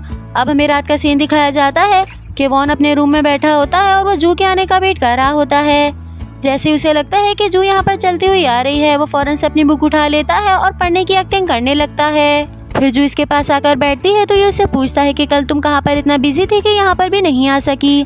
ये कहती है एक्चुअली मुझे एक चीज की टेक केयर करनी थी। ये उसे उस चीज के बारे में पूछने लग जाता है तो जू कहती है कि मेरा किसी के साथ अपॉइंटमेंट था। वॉन पूछता है कि किसके साथ, तो ये कहती है कि तुम इतनी बीच की बातें क्यों पूछ रहे हो। इसकी बात सुनकर वॉन हंसते हुए कहता है कि तुम्हें क्या लगता है कि क्या ये सारी बातें मैं तुमसे इसलिए पूछ रहा हूँ कि मैं तुम्हारे लिए परेशान हूँ, बल्कि मैं तो सिर्फ और सिर्फ इसलिए ही पूछ रहा था कि कहीं तुम मेरा राज सबको ना बता दो। इस पर जू कहती है कि मैं लोगों से मिलकर तुम्हारी बात क्यों करूंगी, मेरे लिए तो यही टॉर्चर है कि मुझे हर रोजाना तुमसे मिलना पड़ता है। ये सुनकर वॉन को गुस्सा आ जाता है और वो कहता है कि तुम अपना मेकअप खुद से ही करोगी, क्योंकि अगर एक और सेकंड के लिए मैंने तुम्हारी शक्ल देखी तो मुझे वोमिट हो जाएगी। जू भी फौरन से कह देती है कि एग्जैक्टली मुझे भी बिल्कुल ऐसा ही फील होता है। ये सुनते हुए उसे मारने लग जाता है तो जू अपना मेकअप करने लगती है। वो अपने लाइनर लगाने की कोशिश कर रही होती है लेकिन उससे नहीं लगता। वहीं वॉन जाकर अपनी पेंटिंग करने लग जाता है, लेकिन उसे जू की बात याद आ रही होती है कि जब मैम ने इससे कहा था कि तुम्हें इस चीज के लिए स्ट्रेट जाना होगा और मुझे नहीं लगता कि तुम वहाँ से वापस आना चाहोगी। ये सोचते हुए ये जू के पास जाता है और उससे पेंसिल लेकर कहता है कि आओ मैं तुम्हारा मेकअप कर दूं। फिर ये दोनों करीब होकर बैठ जाते हैं और जू इसका मेकअप करने लगता है और देखते ही देखते ये दोनों इतना करीब हो जाते हैं कि इन्हें ऑकवर्ड फील होने लगता है। इस नेक्स्ट पार्ट स्टार्ट होता है यहाँ से कि हमें वॉन का दिखाया जाता है कि वो सोने की कोशिश कर रहा होता है लेकिन उसे जू की याद आ रही होती है। वो कल का सीन याद कर रहा होता है कि जब जू से लाइनर नहीं लग रहा होता। फिर ये जाकर उसकी हेल्प करता है और उसके लाइनर लगाने लगता है और तभी इसे ऐसा लगता है कि शायद ये जू के लिए कुछ और फील करता है और इसकी वजह से ये दोनों बहुत ज्यादा नर्वस हो जाते हैं। ये सब कुछ सोचकर ही काफी परेशान होता है। फिर अपनी करवट बदलता है तो उसे वो सीन याद आने लगता है कि जब जू के घर से जोंग निकला था और जू ने उसके हाथ में ब्रेसलेट बांधा था। वो लेटकर बस जू के बारे में ही सोच रहा होता है और अब फिर से उसे याद आता है कि जब वो जू का मेकअप कर रहा था लेकिन जू इतनी प्यारी लग रही थी कि उसे देखकर ये खुद ही थोड़ा सा नर्वस हो जाता है। ये सारी बातें सोचता है, अभी हद से ज्यादा परेशान हो जाता है कि उठकर बैठ जाता है और कहता है कि मैं ये सब कुछ नहीं सोचना चाहता, फिर मुझे ये सब कुछ क्यों याद आ रहा है, और फौरन से ब्लैंकेट लेता है और उसके नीचे छुप जाता है। अब नेक्स्ट सीन सुबह का दिखाया जाता है कि सारे स्टूडेंट्स बस में बैठे होते हैं और आपस में बात कर रहे होते हैं। वहीं नैन सबको टोक रहा होता है कि तुम लोग ये ना करो और तुम लोग वो ना करो। रीना और उसकी फ्रेंड बैठकर कुछ देख रही होती है तो ये उसके हाथ से मोबाइल छीन लेता है और कहता है कि मुझे तो हैरानी हो रही है कि गुरीना की पिक्चर पर कितने सारे लाइक्स हैं। सब लोग इसकी तारीफ कर रहे होते हैं कि ये मेकअप के बगैर बहुत ज्यादा प्यारी लगती है। इसे देखकर ऐसा लगता है कि ये बिल्कुल नेचुरल ब्यूटी है। अब कुछ देर बाद वॉन और जोंग बस में चढ़ते हैं और वो आगे आने लगते हैं। वॉन देखता है कि जू के बराबर में कोई भी नहीं बैठा हुआ तो वो दिल में सोचता है कि मैं इसके बराबर में जाकर बैठ जाऊं, लेकिन इतने में पीछे से जोंग कहता है कि तुम आगे जाओ, मुझे यहाँ पर बैठना है। फिर नैन इसे जगह दे देता है तो वॉन इसके पास जाकर बैठ जाता है और जोंग जू के पास। फिर ये दोनों आपस में बात करने लगते हैं और वॉन इन्हें देखकर बहुत ज्यादा जेलस फील करता है क्योंकि जू बहुत हंस कर इससे बात कर रही होती है। अब नेक्स्ट सीन में दिखाया जाता है कि ये सब लोग ओल्ड एज होम पहुंच जाते हैं और वहाँ की लेडी इन लोगों से बात कर रही होती हैं कि हमारे पास जितने भी ओल्ड एज पीपल आते हैं उनकी कोई भी फैमिली नहीं होती और वो बिल्कुल बेसहारा होते हैं। हालांकि उनमें से तो कुछ लोग ऐसे होते हैं कि उनकी अपनी खुद की सही पिक्चर भी नहीं होती, लेकिन मुझे उम्मीद है कि आप सबकी मदद से वो अपनी लाइफ का बहुत ही ब्यूटीफुल सा मोमेंट कैप्चर कर पाएंगे। जू भी इनकी बात सुन रही होती है और वो कहती है जी जरूर, ऐसा हम करेंगे। अब कुछ देर बाद का दिखाया जाता है कि सारे स्टूडेंट्स एक रूम में बैठे होते हैं और वो किसी न किसी का मेकअप कर रहे होते हैं। जू के पास भी एक आंटी बैठी होती है लेकिन वो उनसे मेकअप नहीं करा रही होती। जू कहती है कि अगर मैं आपका मेकअप करूंगी तो आप बहुत प्यारी लगेंगी, लेकिन वो साफ मना कर देती है कि मुझे किसी से भी मेकअप नहीं कराना। वॉन भी वहीं बैठा होता है और वो इनकी बातें सुन रहा होता है। जोंग भी देख रहा होता है कि वॉन टी जू की बात बिल्कुल भी नहीं मान रही, तो ये उनको मनाने के लिए जाने ही लगता है। लेकिन इतने में वॉन खड़ा होता है और उनके पास चला जाता है और जू से जाकर कहता है कि तुम साइड में हो जाओ और मुझे इनसे बात करने दो। फिर वॉन टी से कहता है कि आपको क्या हुआ है, कि आपका मूड ठीक नहीं है? अगर आप मेकअप करवा लेंगी तो आप बिल्कुल डॉल की तरह लगेंगी। वो इसकी बात सुनकर पीछे पलटती है और कहती हैं कि मेरे हस्बैंड तुम कहाँ चले गए थे मुझे छोड़कर। ये दोनों ही सुनकर हैरान हो जाते हैं कि ये क्या कह रही हैं। वो रोकर कहने लग जाती है कि मैं तुम्हारा कब से वेट कर रही थी, अब तुम वादा करो कि मुझे छोड़कर कभी भी नहीं जाओगे। वॉन इनसे पूछता है कि क्या आप अपने हस्बैंड के साथ पिक्चर खिंचवाना चाहती हैं? वो कहती है हाँ। तो ये उनसे कहता है कि लेकिन उसके पहले आपको अपना मेकअप करवाना पड़ेगा ताकि आप प्यारी लगें। वो इसकी बात सुनती है और फौरन से मान जाती है और कहती है कि हाँ मैं ज़रूर मेकअप करवाऊंगी। और ये देखकर जो भी बहुत ज़्यादा हैरान होती है कि मैं कब से इन्हें मना रही थी लेकिन इन्होंने मेरी बात नहीं सुनी। लेकिन अब जैसे ही वॉन ने बोला वो फौरन मान गई। फिर वॉन इससे कहता है कि इन्हें अच्छे से तैयार करना, अपनी तरह नहीं बना देना जैसे तुम अपना मेकअप करती हो। ये सुनकर जू शक्लें बनाने लगती है लेकिन फिर वो ग्रैंड माँ का मेकअप करती है। वॉन भी वहीं पर बैठ जाता है और जून का मेकअप करती रहती है। पीछे से जोंग भी इन दोनों को देख रहा होता है और इन्हें साथ देखकर उसे बिल्कुल भी अच्छा नहीं लगता। अब नेक्स्ट सीन में दिखाया जाता है कि सारी लेडीज का मेकअप हो जाता है, बस उनका टचअप चल रहा होता है। इतने में जू भागती हुई आती है और वो अपनी लेडी को ढूंढने लगती है। ये उन्हें ढूंढने के बाद बहुत ज्यादा परेशान हो जाती है। तो जोंग इनसे पूछता है कि तुम्हें क्या हुआ है। ये कहती है कि ग्रैंडमा कहीं खो गई हैं, वो मुझे नहीं मिल रही। ये सुनकर वो बहुत ज्यादा परेशान हो जाता है। इतने में वॉन पूछता है कि तुम ये क्या कह रही हो। जो कहती है कि मैं तो बस अभी थोड़ी देर पहले वॉशरूम गई थी लेकिन जब मैं वहाँ से वापस आई तो ये यहाँ पर नहीं थी। वॉन कहता है कि जब जब तुम वॉशरूम जाती हो चीजें गुम हो जाती हैं, अब तुम वॉशरूम नहीं जाओगी, मैंने तुम्हें वॉशरूम जाने से बैन कर दिया है। और ये कहते हुए वो उन्हें ढूंढने चला जाता है। इतने में यहाँ की वर्कर आ जाती हैं और वो जू से कहती हैं कि तुम परेशान ना हो, वो ज्यादा दूर नहीं गई होंगी, हम चलते हैं और उन्हें ढूंढना स्टार्ट करते हैं। जू इन्हें हर जगह ढूंढ रही होती है लेकिन वो इन्हें कहीं पर भी नहीं मिलती। फिर वो एक जगह पर आती है और ये देखकर हैरान हो जाती है कि वो ग्रैंड माँ वॉन के साथ बैठी हुई हैं और उससे बात कर रही हैं कि तुम मुझे कभी भी अकेला छोड़कर मत जाना और ये टाइम मैंने तुम्हारे लिए बनाई है। और ये कहते हुए वो उसे एक मफलर पहना रही होती हैं। इतने में यहाँ पर वो लेडी भी आ जाती है और ये दोनों मिलकर इन्हें देखने लगते हैं। फिर वो लेडी जू को बताती है कि 3 साल पहले इनके हस्बैंड की कैंसर से डेथ हो गई थी और उसके बाद ये कोमा में चली गई थी। अपने हस्बैंड के मरने से पहले उन्होंने ये मफलर बनाया था लेकिन इन्हें बहुत ज्यादा रिग्रेट था कि ये मफलर उन्हें नहीं पहना सकी और इसकी वजह से वो और ज्यादा बीमार हो गई। और वॉन को देखकर ऐसा लगता है कि शायद वो इनके हस्बैंड से बहुत ज्यादा मिलता है, तभी ग्रैंड माँ इसे बहुत ज्यादा पसंद करती हैं। और पूरे 3 सालों के बाद मैंने उन्हें फर्स्ट टाइम इतना ज्यादा खुश देखा है। जो इनकी सारी बातें सुन रही होती है और उसे भी बहुत ज्यादा खुशी होती है कि वॉन दिल का कितना ज्यादा केयरिंग है। अब नेक्स्ट सीन में दिखाया जाता है कि पिक्चर खींचने का टाइम आता है। जू इनके पास आती है और इनके बाल वगैरह सेट करने लगती है। वो जू से कहती है कि प्लीज तो मेरी अच्छे से पिक्चर खींचना।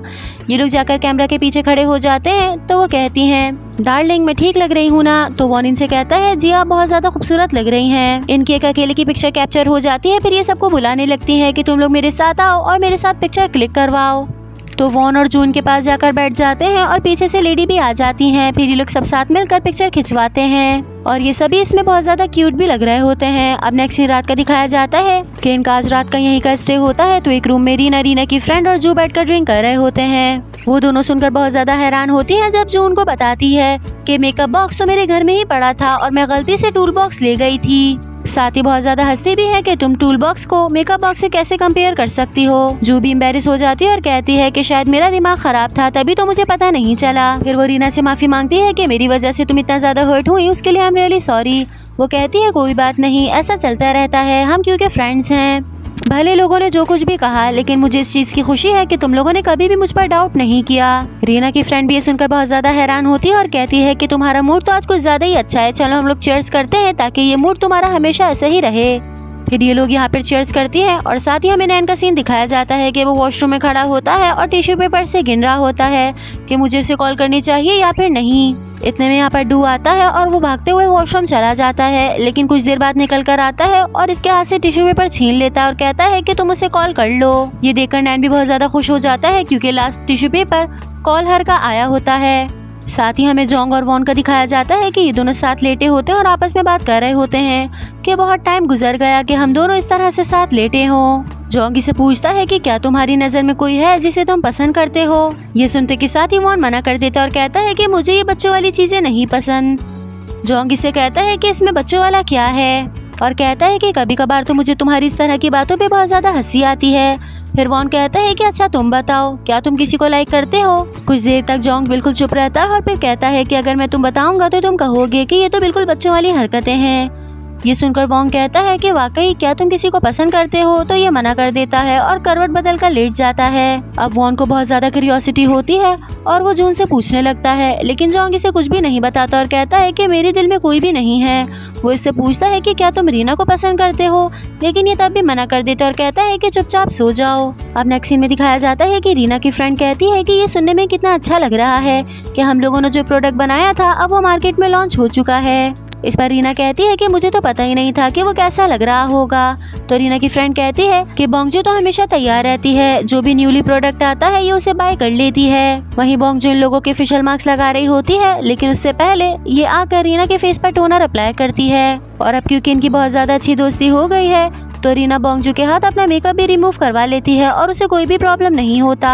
ये रीना के फेस पे शीट मास्क लगाती है और उसे बहुत ज्यादा अच्छा फील होता है। फिर कहती है कि नैन ने जो बताया था शूज वाला सॉल्यूशन वो बहुत ज्यादा अच्छा था और हमारे काम भी आ गया। इस पर रीना की फ्रेंड कहती है कि क्या खाक अच्छा था, उसके शूज की इतनी गंदी स्मेल थी कि वो सुनकर तो मेरी तबीयत खराब हो गई थी। ये लोग यहाँ पर बातें कर रही होती हैं और साथ ही हमें जू की बहन का दिखाया जाता है कि वो बाहर होती है और स्किपिंग कर रही होती है। नैन कोशिश कर रहा होता है कि वो इसे कॉल करे या फिर ना करे।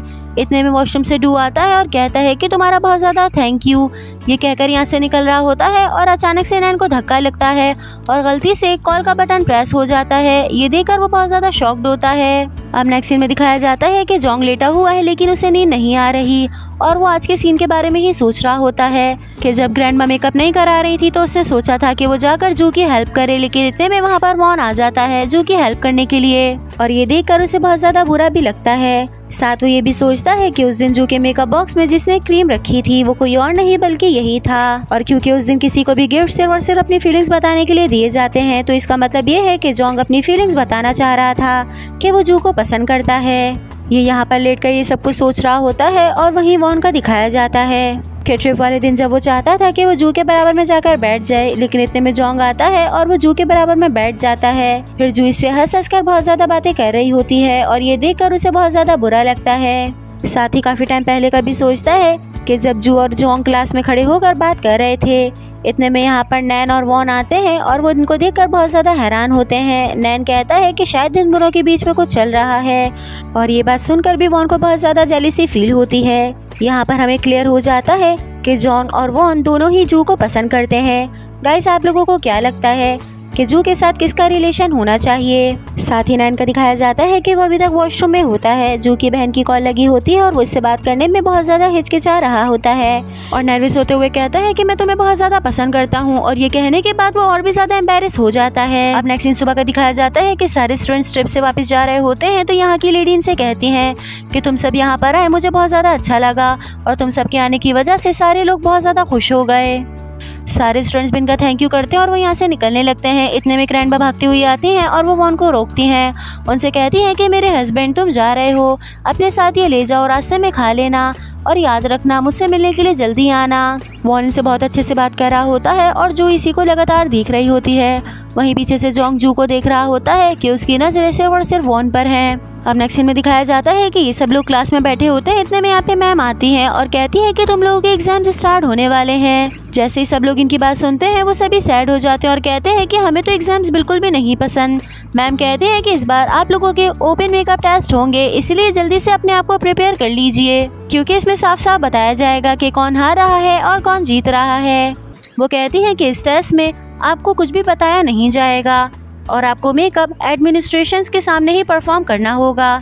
साथ ही थीम और मॉडल उसी दिन डिसाइड किए जाएंगे। ये सुनकर सारे स्टूडेंट्स एक दूसरे को देखने लग जाते हैं और वो कहते हैं कि ये क्या बकवास है, इस तरह से तो नहीं होना चाहिए था। मैम कहती है इसीलिए अपने आप को अच्छे से प्रिपेयर कर लीजिएगा ताकि कोई भी टेस्ट में फेल ना हो और ये टेस्ट ग्रुप में किया जाएगा और वो ग्रुप मैं आपके बनाऊंगी। नेक्स्ट सीन में दिखाया जाता है कि मैम जू से पूछती है कि क्या तुमने डिसाइड कर लिया? इस पर वो कहती है नहीं मैम, अभी तक तो मैंने डिसाइड नहीं किया। वो कहती है कि हाँ मैं समझ सकती हूँ कि ये डिसीजन लेना थोड़ा सा मुश्किल है, लेकिन एक बात याद रखना, तुम्हारे पास ज्यादा टाइम नहीं है, तुम्हें इसी हफ्ते में चेयरमैन को आंसर करना है। इस पर जू कहती है कि चले ठीक है, मैं कोशिश करूंगी कि मैं आपको जल्द से जल्द आंसर दे दूं।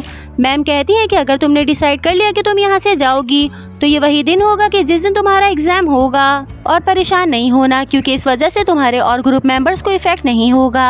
ये कहकर मैम यहाँ से चली जाती हैं और इनके जाने के बाद जू काफी ज्यादा सैड हो जाती है। अब नेक्स्ट सीन में दिखाया जाता है कि तीनों बॉयज बैठकर यहाँ पर स्टडी कर रहे होते हैं कि इतने में यहाँ पर जू आती है तो जोंगी से पूछता है कि तुम्हें मिस ने क्यों बुलाया था। पहले तो कुछ देर ये सोचती है कि मैं क्या कहूँ, लेकिन फिर कह देती है कि नहीं, बस उन्होंने ऐसे ही बुलाया था। फिर नैन कहता है कि मुझे तो डू की बहुत ज्यादा फिक्र हो रही है। वो बिल्कुल उसी ग्रुप में है जिसमें रीना की दोस्त भी है और वो एक नंबर की चुड़ैल है। वहीं डू का दिखाया जाता है कि वो रीना की फ्रेंड के साथ बैठा होता है और ये लोग आपस में बात कर रहे होते हैं।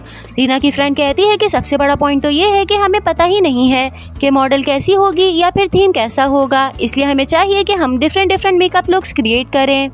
और इसे देखकर ऐसा लगता है कि यहाँ पे तो बिल्कुल भी परेशान नहीं है, बल्कि ये तो यहाँ पर बिल्कुल रिलैक्स बैठा है। अब नेक्स्ट सीन में दिखाया जाता है कि ये सब लोग एक रूम में बैठे होते हैं और जून और जू आपस में डिस्कशन कर रहे होते हैं।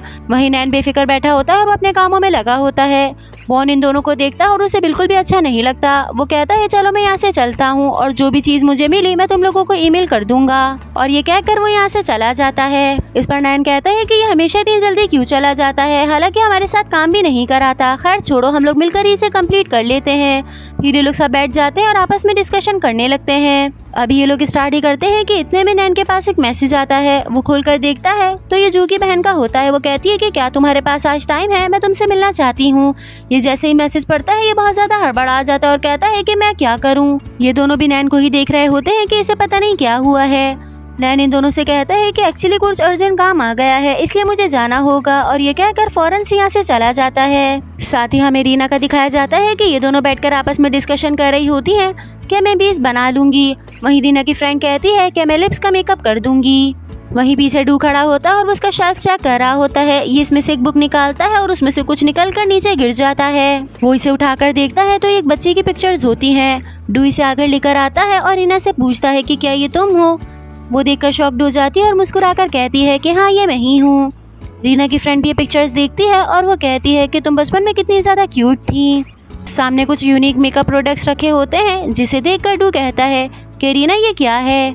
यहाँ रीना इसे एक्सप्लेन करने लग जाती है और साथ ही हमें वॉन का दिखाया जाता है। वो अपने घर पहुँचता है और अचानक से ये देखकर शॉक्ड हो जाता है कि यहाँ पर उसका मेकअप किट तो रखा होता है लेकिन उसका पेंटिंग बोर्ड नहीं होता। ये इधर उधर ढूंढने लग जाता है लेकिन इसे कहीं भी अपना पेंटिंग बोर्ड नहीं मिलता। ये फौरन से अपने सेक्रेटरी को आवाज देता है लेकिन उतने में वो नहीं आते बल्कि इसके दादा यहाँ पर आ जाते हैं। फिर ये अपने दादा से पूछता है कि आपने मेरी पेंटिंग और उसके टूल्स कहाँ पर किए, क्या आपने किसी के हाथ मेरा कमरा साफ करवाया है। इस पर वो कहते हैं कि मैंने तुम्हें मना किया था ना कि जब तक तुम ग्रेजुएट नहीं हो जाते तुम पेंटिंग नहीं करोगे। इस पर वॉन कहता है कि मैं बस कभी कभार ऐसा हॉबी करता था, क्या मैं इतना भी नहीं कर सकता।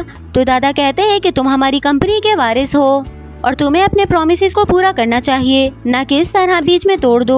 वॉन इस पर कहता है कि मैं आपको ऑलरेडी बता चुका हूँ कि मेरी कोई भी ऐसी इंटेंशन नहीं है कि मैं फैमिली बिजनेस को आगे बढ़ाऊँ। दादा गुस्से से कहते हैं कि मुझे पता चला है कि चेयरवुमन ने चूज कर लिया है कि वो किस लड़की से अपना मेकअप करवाएंगी और वो तुम नहीं हो। ये सुनकर मुझे बहुत ज्यादा शर्मिंदगी महसूस हुई है। तो ये कहता है कि क्या आपके लिए सिर्फ और सिर्फ आपकी रेपुटेशन ही सब कुछ है, क्या ये मैटर नहीं करता कि मैं क्या चाहता हूँ और क्या नहीं। आपकी इसी फालतू इज्जत की वजह से मेरे डैड भी मर गए। ये सुनकर दादा को बहुत ज्यादा गुस्सा आता है और वो वॉन के मुंह पर बहुत जोर से थप्पड़ मारते हैं। अब नेक्स्ट सीन में दिखाया जाता है कि जू और जोंग बैठकर स्टडी कर रहे होते हैं लेकिन जू का ध्यान बिल्कुल भी स्टडी की तरफ नहीं होता। जोंग इसे बार बार कुछ कह रहा होता है लेकिन ये अपनी ही सोचों में गुम होती है। वो फिर जोर से इसका नाम लेता है तो ये कहती है कि क्या हुआ, तुम क्या कह रहे थे। जोंग कहता है कि तुम इस तरह से कर रही हो और इससे मैं काफी ज्यादा परेशान हो रहा हूँ, मुझे बताओ अगर कोई मसला है तो। जोंग बार बार इसे पूछ रहा होता है तो ये जोंग को सच के बारे में बताने लगती है। इसके साथ ही रीना का दिखाया जाता है कि वो डू और अपनी फ्रेंड को कह रही होती है कि तुम लोगों को जो भी पसंद आए इन मेकअप प्रोडक्ट्स में से पिक कर लो। रीना की फ्रेंड कहती है कि इन दोनों तुम मुझे काफी ज्यादा डिफरेंट लग रही हो। ये कहती है कि क्या वाकई, मुझे तो ऐसा नहीं लगता। तो रीना की फ्रेंड कहती है कि तुम्हारे बिहेवियर में बहुत ज्यादा चेंज आया है और नॉर्मल डेज में तुम इतना कॉन्फिडेंट नहीं लगती जितना अब लगने लगी हो। डू कहता है कि अब तो तुम वॉन को भी फॉलो नहीं करती। तो इसकी फ्रेंड कहती है हाँ ये मैं तो भूल ही गई थी, क्या तुमने वॉन पर गिव अप कर दिया है। ये सुनकर रीना थोड़ी सी सैड हो जाती है। फिर कहती है कि अब मैंने डिसाइड किया है कि मैं अपने ऊपर ध्यान दूंगी और अपना ख्याल रखूंगी। मैं अपने आप को काफी टाइम से नापसंद करती हुई आ रही हूँ लेकिन अब मैं लोगों के पीछे नहीं भागूंगी और खुद को टाइम दूंगी। ये सुनकर दोनों ही बहुत ज़्यादा खुश होते हैं। फिर रीना कहती है अच्छा मेरी बात छोड़ो, अब जल्दी से तुम लोग इसमें से मेकअप प्रोडक्ट्स पिक कर लो। फिर रीना की फ्रेंड कहती है कि मेरे पास एक बहुत ही अच्छा आइडिया आया है। डू और रीना दोनों इससे पूछने लग जाते हैं तो ये उन्हें बताने लगती है। अब नेक्स्ट सीन में दिखाया जाता है कि जू जोंग को सब कुछ बता देती है। इस पर वो कहता है कि क्या इसका मतलब ये है कि तुम्हें स्ट्रीट्स जाना होगा। जू कहती है आई एम रियली सॉरी कि मैंने तुम्हें पहले नहीं बताया। एक्चुअली ऑफर इतनी अनएक्सपेक्टेडली आई थी कि मैं खुद भी बहुत ज़्यादा हैरान थी और मुझे खुद सोचने के लिए थोड़ा सा टाइम चाहिए था। इस पर जोंग कहता है हाँ ये बात ठीक है, लेकिन मैं फिर भी थोड़ा सा हर्ट हुआ हूँ। लेकिन चलो मुझे छोड़ो, ये बताओ क्या तुम वहाँ पर जाना चाहती हो। जू कहती है अगर मैं सच बताऊं तो मुझे नहीं पता, लेकिन अगर मैं वहाँ पर चली गई तो मैं बहुत सारे पैसे कमा पाऊंगी और इस तरह से मेरी मॉम बहुत अच्छी सी जिंदगी गुजार लेंगी। जोंग पूछता है लेकिन ये तो बताओ कि तुम खुद क्या चाहती हो। अपनी मॉम को और उनकी जिंदगी को साइड में रख दो, मुझे ये बताओ क्या तुम वहाँ पर जाना चाहती हो या फिर नहीं। इसके बाद सुनकर जू थोड़ी सी नर्वस हो जाती है और वो कहती है कि अपनी मॉम को पिक्चर से निकाल के मैंने कभी भी अपनी ज़िंदगी को कंसीडर नहीं किया। जब मेरी मॉम खुश होती हैं तो मैं भी खुश हो जाती हूँ और जब वो सैड होती हैं तो मैं भी सैड हो जाती हूँ। इस पर जोंग कहता है कि अगर तुम अपनी मर्जी से वहाँ पर नहीं जाओगी तो मैं कभी भी नहीं चाहूँगा कि तुम वहाँ पर जाओ। इसकी ये बात सुनकर तो जू और भी ज़्यादा सैड हो जाती है और उसे तो समझ ही नहीं आता कि वो अब क्या करे। अब नेक्स्ट सीन में दिखाया जाता है कि डू ट्राइपॉड सेट कर रहा होता है। इस पर रीना कहती है कि क्या ये ज़्यादा नहीं हो जाएगा। तो रीना की फ्रेंड कहती है कि क्या तुम पागल हो गई हो, तुमने इंटरनेट चेक नहीं किया। वहाँ पर इतने सारे लोग तुमसे कमेंट में पूछ रहे होते हैं कि आपकी स्किन इतनी प्यारी है, आप कौन से कॉस्मेटिक्स प्रोडक्ट यूज़ करती हैं। अगर तुम लोगों को वो बताओगी और यूट्यूब पे अपलोड करोगी तो देखना कुछ ही दिन में तुम बहुत ज़्यादा फेमस हो जाओगी। इस पर रीना कहती है लेकिन फिर भी मुझे थोड़ा सा नर्वस फील हो रहा है। इसकी दोस्त कहती है कि शर्माने वाली क्या बात है, अभी तो तुमने हमें सब कुछ बताया, अब तुम्हें कैमरा में देखकर भी यही सब कुछ बोलना है। अब नेक्स्ट सीन रात का दिखाया जाता है कि बोंग जू वॉन के घर आती है तो वो देखती है कि बाहर कचरे में उसका पेंटिंग बोर्ड पड़ा है। ये देखकर वो बहुत ज़्यादा शॉक्ड हो जाती है और कहती है कि इसका सामान यहाँ पर किसने फेंका। फिर वॉन के रूम का दिखाया जाता है कि यहाँ पर सेक्रेटरी आते हैं और कहते हैं कि बोंग जू तुमसे मिलने के लिए आई है। ये सुनकर वॉन थोड़ा सा हैरान होता है लेकिन फिर वापिस से सीधा होकर बैठ जाता है। जू अंदर आती है और कहती है कि क्या तुम ठीक हो। वॉन इससे पूछता है कि तुम यहाँ पर क्यों आई हो। इस पर जू जवाब देती है कि किस तरह का क्वेश्चन है, जाहिर है मैं अपनी पार्ट टाइम जॉब के लिए यहाँ पर आई हूँ। अच्छा ये तो बताओ कि तुम्हारा रूम इतना डिफरेंट क्यों लग रहा है, ना ही यहाँ पर तुम्हारी पेंटिंग्स हैं और ना ही पेंटिंग बोर्ड, क्या कुछ हुआ है। ये बार बार वॉन से पूछ रही होती है लेकिन वो इसकी बात का जवाब नहीं देता। तो ये उसके पास जाती है और फिर से यही क्वेश्चन करती है। वॉन गुस्से से कहता है कि मैंने तुम्हें पहले भी कहा था कि अपनी टांग को दूसरों के बिजनेस में मत अड़ाया करो, तुम ये हरकतें करती हो और इसलिए मुझे तुम जहर लगने लगी हो। और एक और बात मैं तुम्हें बता दूं कि आइंदा से यहाँ पर मत आना। वॉन की ये बात सुनकर जू को बहुत ज़्यादा हर्ट फील होता है लेकिन वो फिर भी कुछ नहीं कहती। लेकिन ये हिम्मत करती है फिर वॉन से पूछती है कि तुम मुझे यहाँ आने से क्यों मना कर रहे हो। इस पर वॉन कहता है कि मैं तुम्हें इसलिए मना कर रहा हूँ क्योंकि मुझे अब तुम्हारी ज़रूरत नहीं है, इसलिए प्लीज़ गेट आउट। जू को ये सारी बातें सुनकर बहुत ज़्यादा दुख होता है क्योंकि वॉन ने आज तक भी जू से कभी भी इस तरह से बात नहीं की थी। नेक्स्ट पार्ट स्टार्ट होता है यहाँ से कि जू वॉन को कहती है कि वैसे कितनी अजीब बात है ना, लोग समझते हैं कि तुम बहुत ज़्यादा कोल्ड हो जबकि तुम अंदर से बहुत ज़्यादा सॉफ्ट हो। लेकिन अगर तुम्हें इतनी ज़्यादा पेंटिंग पसंद थी तो तुमने उसे छोड़ क्यों दिया। ये बार बार इसे पेंटिंग के बारे में बोल रही होती है तो ये सुनकर वॉन को गुस्सा आ जाता है। वो इसका हाथ पकड़कर फौरन इसे उठाता है और कहता है कि क्या तुम प्लीज़ चुप नहीं हो सकती। ये कहती है कि तुम्हें तो पेंटिंग इतनी ज़्यादा पसंद थी कि तुम्हारी फैमिली के मना करने के बावजूद भी तुमने उसे कंटिन्यू रखा। अब ऐसा क्या हो गया कि तुम फौरन ही इससे गिव अप कर गए। मेरा तो यही ख्याल है कि तुम्हें गिव अप नहीं करना चाहिए था बल्कि फिर से कोशिश करनी चाहिए थी। ये कहकर वो यहाँ से जाने लग जाती है तो पीछे से वॉन इसे हक कर लेता है क्योंकि आज जो भी कुछ इसके साथ हुआ इसकी वजह से वो काफ़ी सैड होता है। जो भी इसे कुछ नहीं कहती और वो कुछ देर तक ऐसे ही खड़ी रहती है। अब नेक्स्ट सीन हमें स्कूल का दिखाया जाता है कि यहाँ पर सब बैठे होते हैं और प्रोफेसर अंदर चलते हुए आते हैं। इस पर 9 से कहता है कि क्या आज इनका पीरियड है। वो कहता है नहीं आज तो मिस को आना था। तो ये कहता है कि फिर ये क्यों आ गए, इनका लेक्चर तो मुझे समझ भी नहीं आता। सभी बच्चे इनको देखकर परेशान हो रहे होते हैं कि जब इनका पीरियड नहीं है तो यहाँ पर हमारी क्लास लेने के लिए क्यों आ गए हैं। ये बोर्ड पर कुछ लिखते हैं और डू देखकर पढ़ता है कि उन्होंने प्योर लिखा है। तो नैनो से बताता है कि ये प्योर नहीं लिखा बल्कि ये तो पोर लिखा हुआ है जो हमारी स्किन में होते हैं। फिर वो बताना स्टार्ट करते हैं कि हमारी स्किन में पोर्स होते हैं तो उनका क्या काम होता है और हमारे जो पिंपल्स निकलते हैं वो किस तरह से निकलते हैं। अब कुछ देर बाद के दिखाया जाता है कि जू वॉन और जॉन्ग के साथ बैठकर स्टडी कर रही होती है, लेकिन वॉन लगातार इसी को देख रहा होता है और कल जो कुछ भी हुआ उसकी वजह से ये दोनों काफी ज्यादा एम्बेरस होते हैं। अचानक से जॉन्ग की नजर जू पर पड़ती है और वो इन दोनों को देखने लग जाता है, लेकिन ये दोनों फौरन से नीचे देखते हैं और अपने अपने कामों में लग जाते हैं। हालांकि ये देखकर उसे भी थोड़ा सा अजीब सा लगता है। फिर वो वॉन से कहता है कि मैंने सुना है कि तुम्हारे ग्रैंडपा ने तुम्हारे सारे मेकअप के ब्रशेस हटा दिए हैं। तो ये कहता है हाँ बिल्कुल ऐसा ही हुआ है। तो जॉन्ग इसे कहता है कि चलो मैं तुम्हें बता देता हूँ कि मेकअप के ब्रशेस को कैसे इस्तेमाल करते हैं। बेहतर होगा कि तुम एग्जाम से पहले ये करना सीख जाओ। फिर ये लोग इस बारे में स्टडी करने लग जाते हैं और वॉन वापिस से जू को तरफ देखने लगता है। साथ ही हमें नैन का दिखाया जाता है कि वो अपनी क्लास के अंदर जू की बहन को लेकर आता है और काफी सारे लोग कमेंट्स में पूछ रहे थे कि जू की बहन का क्या नाम है, तो इसका नाम है मीजा। नैन इसे क्लास में लेकर आता है और इसे बताता है कि ये वो जगह है जहाँ पर हम अपना लेक्चर्स लेते हैं। साथ ही रीना का दिखाया जाता है कि उसकी रिकॉर्डिंग चल रही होती है और वो सब लोगों को मेकअप रिमूव करने का तरीका बता रही होती है। वहीं नैन मीजा से कहता है कि मैं तुम्हें गिफ्ट देना चाहता हूँ। मीजा कहती है कि मुझे क्या गिफ्ट दोगे, मुझे तो तुमसे कोई भी गिफ्ट नहीं चाहिए। ये अपना मेकअप बॉक्स खोलता है और मीजा का ग्लासेस उतार देता है। फिर अपने मेकअप बॉक्स में से सामान निकालता है और उसका मेकअप करना स्टार्ट करता है। वो बहुत ज्यादा एम्बेरस हो रही होती है कि ये मेरे साथ क्या कर रहा है। नैन इसे देखकर हंसने लग जाता है क्योंकि उसने फर्स्ट टाइम मीजा को मेकअप में देखा है और वो बहुत ज्यादा क्यूट लग रही होती है। अब नेक्स्ट डे का सीन दिखाया जाता है कि जू इन लोगों के साथ बैठकर बात कर रही होती है और वो कहती है कि देखो हम लोग को नहीं पता कि हम लोग के मॉडल कौन होंगे, लेकिन कोशिश यही करनी है कि हम लोग ज्यादा जल्दी ना करें।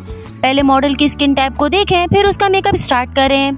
इस पर नैन कहता है कि ये जाने से पहले अपने फाइनल वर्ड्स हमें बोल रही है, क्या तुम कुछ और भी कहना चाहती हो। इस पर जू कहती है कि एक लास्ट बात ही कहूंगी, बस कोशिश करना कि कल तुम थोड़ा सा बोलो, क्योंकि अगर ज्यादा बोलोगे तो हमारा काम खराब हो जाएगा।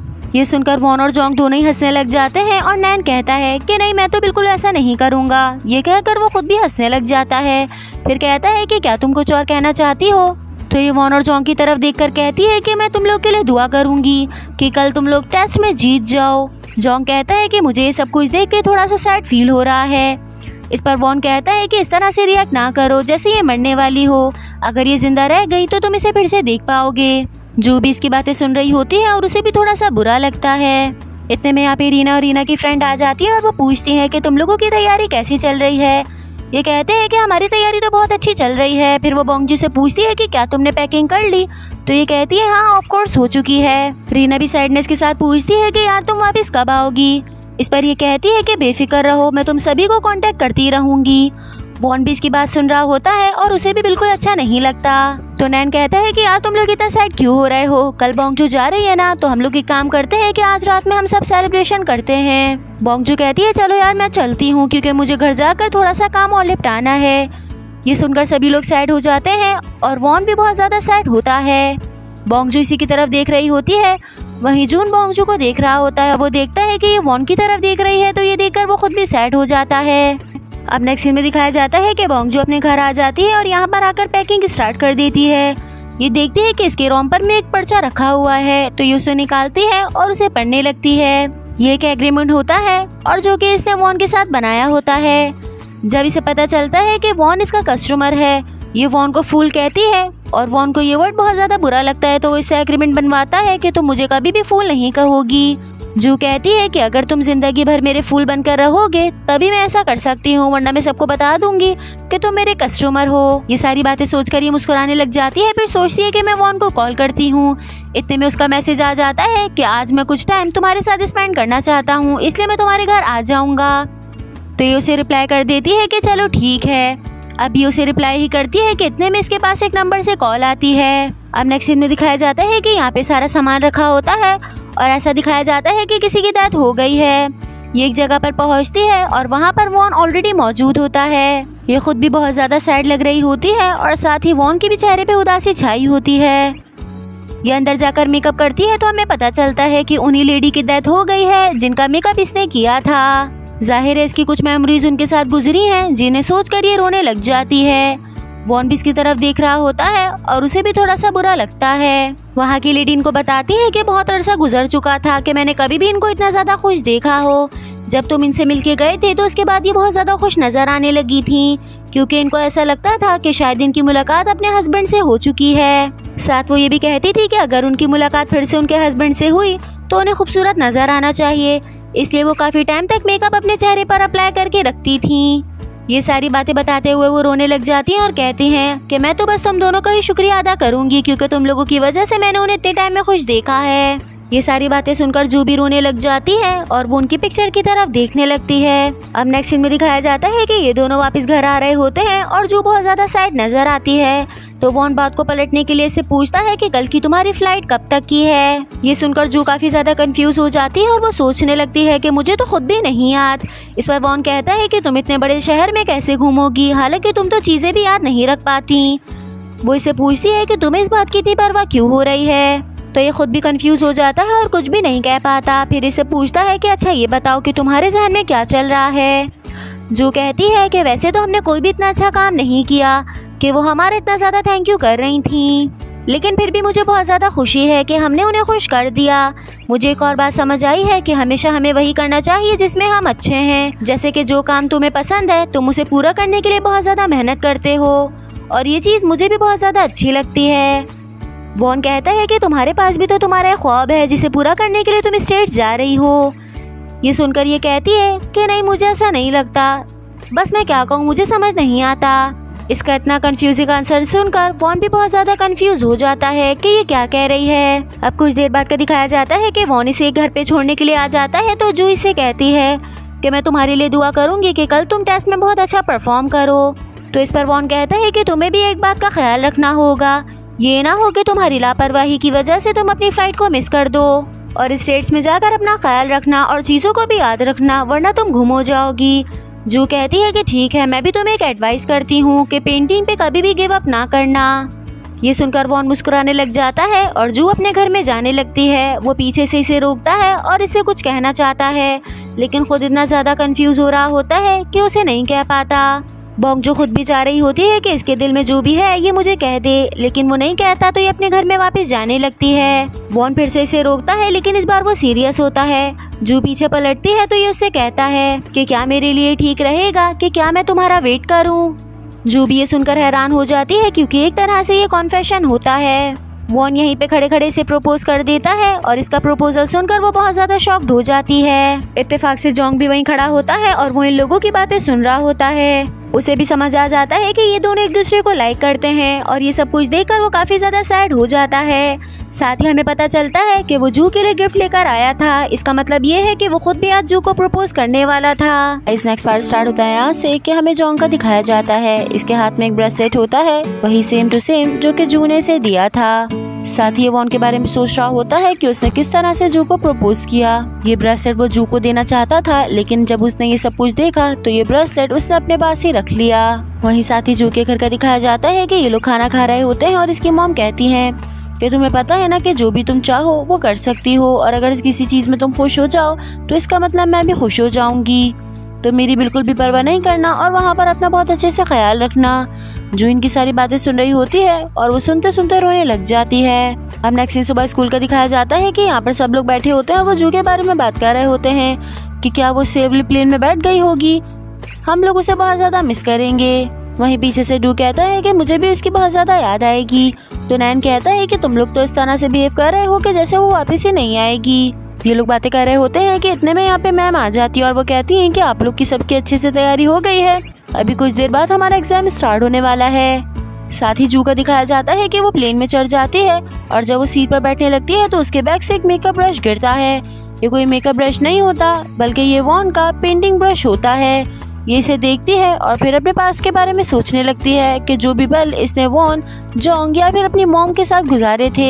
ये इन चीजों के बारे में सोच रही होती है कि इतने में आवाज आती है कि अपनी सीट बेल्ट को सिक्योर कर लीजिए, प्लेन स्टार्ट होने वाला है। अब कुछ देर बाद का दिखाया जाता है कि यहाँ पर सब लोग आ जाते हैं और इनके एग्जाम स्टार्ट होने ही वाले होते हैं। साथ ही डायरेक्टर भी आई होती है, तो जिन्हें देखकर नैन कहता है कि यार आज तो ये भी आई हैं, हम इनके सामने परफॉर्म कैसे करेंगे, मुझे तो बहुत ज्यादा नर्वस फील हो रहा है। वहीं वॉन और जोंग थोड़े से साइड नजर आते हैं और वो कुछ भी नहीं कहते। अब इनका एग्जाम स्टार्ट होने लगता है कि इतने में पीछे से नैन मुड़ता है और वो देखता है कि जू चलती हुई आ रही है। ये देखकर वो बहुत ज्यादा हैरान हो जाता है और जोर से कहता है कि जू यहाँ पर क्या कर रही है। सभी लोग पीछे मुड़ते हैं और इसकी तरफ देखने लग जाते हैं। रीना की फ्रेंड इतनी हैरान होती है और वो कहती है कि मुझे तो ऐसा लग रहा है कि ये सब कुछ ख्वाब है, कोई मुझे पिंच करे। तो डू उसको फौरन से जोर से पिंच कर देता है और उनको यकीन हो जाता है कि जो वाकई में यहाँ पे मौजूद है। इसके वापस आने से सभी लोग खुश हो जाते हैं और साथ ही वॉन को भी बहुत ज्यादा अच्छा लगता है। फिर ये अपनी टीम के पास जाते हैं तो वो लोग इससे पूछते हैं कि क्या हुआ, तुम वापस क्यों आई हो। ये बताने वाली होती है, लेकिन इतने में पीछे से डायरेक्टर कहती है कि अब आप लोग चुप हो जाएं, एग्जाम स्टार्ट हो रहा है। फिर वो कहती हैं कि आज के हमारे एग्जाम का जो टॉपिक है वो ब्यूटी है। आपकी टीम में से आप कोई भी मेंबर सिलेक्ट कर लीजिए और उसके ऊपर ब्यूटी की डेफिनेशन को डिस्क्राइब करें। सब लोग अपना अपना टेस्ट स्टार्ट कर देते हैं। वहीं बोंगजू वाली टीम बहुत ज्यादा कंफ्यूज बैठी होती है। ये लोग कहते हैं कि हम लोग को क्या करना चाहिए कि जिससे हमारी ब्यूटी की डेफिनेशन अच्छे से डिस्क्राइब हो जाए। वहीं पीछे रीना की फ्रेंड पहले तो उसका मेकअप रिमूव करती है और कहती है कि हम लोग एक बहुत ही नेचुरल लुक देंगे जिससे फ्लॉस तो छुप जाएंगे लेकिन चेहरे के फीचर्स अच्छे से नुमायां होंगे। नैन उन लोगों की बात सुनता है और फिर यहाँ पे कहता है कि क्या हम लोग भी सेम टू सेम यही कर लें। इस पर बोंगजू चीखती है और कहती है कि क्या तुम्हारे पास दिमाग नहीं है जो तुम दूसरों का आइडिया चुराओगे। जोंग कहता है कि हम लोग बिल्कुल वैसा ही करेंगे जिस तरह से हम लोगों ने प्रैक्टिस की थी। फिर वो जू से पूछता है कि हमें पहले क्या करना चाहिए। जू कहती है कि सबसे पहले मैं स्किन केयर करूंगी। इस पर नैन हैरानी के साथ पूछता है कि हमारे पास इतना टाइम नहीं है कि तुम स्किन केयर करो और उसके बाद हम तुम्हारा मेकअप करें। लेकिन ये लोग उसकी बात नहीं सुनते और जू के फेस पर मास्क अप्लाई करने लगते हैं। वहीं ऊपर डायरेक्टर खड़ी होती है और वो सबको नोट कर रही होती है। जब कुछ देर बाद जू का फेस मास्क सूख जाता है तो वो जल्दी से जाती है और उसे वॉश करके आती है। वापिस आने के बाद ये अपने फेस पे प्राइमर लगाती है तो नैन पूछता है कि तुम कितना टाइम वेस्ट कर रही हो। इस पर ये कहती है कि अगर मैं पहले प्राइमर लगाऊंगी तो इससे मेरे पोर्स बहुत ज्यादा क्लोज हो जाएंगे और मेरी स्किन मेकअप के बाद बहुत ज्यादा स्मूथ लगेगी। ये सुनकर वो कहता है कि तुम्हारी बातों से लगता है कि तुम किसी बड़े स्किन एक्सपर्ट की बेटी हो।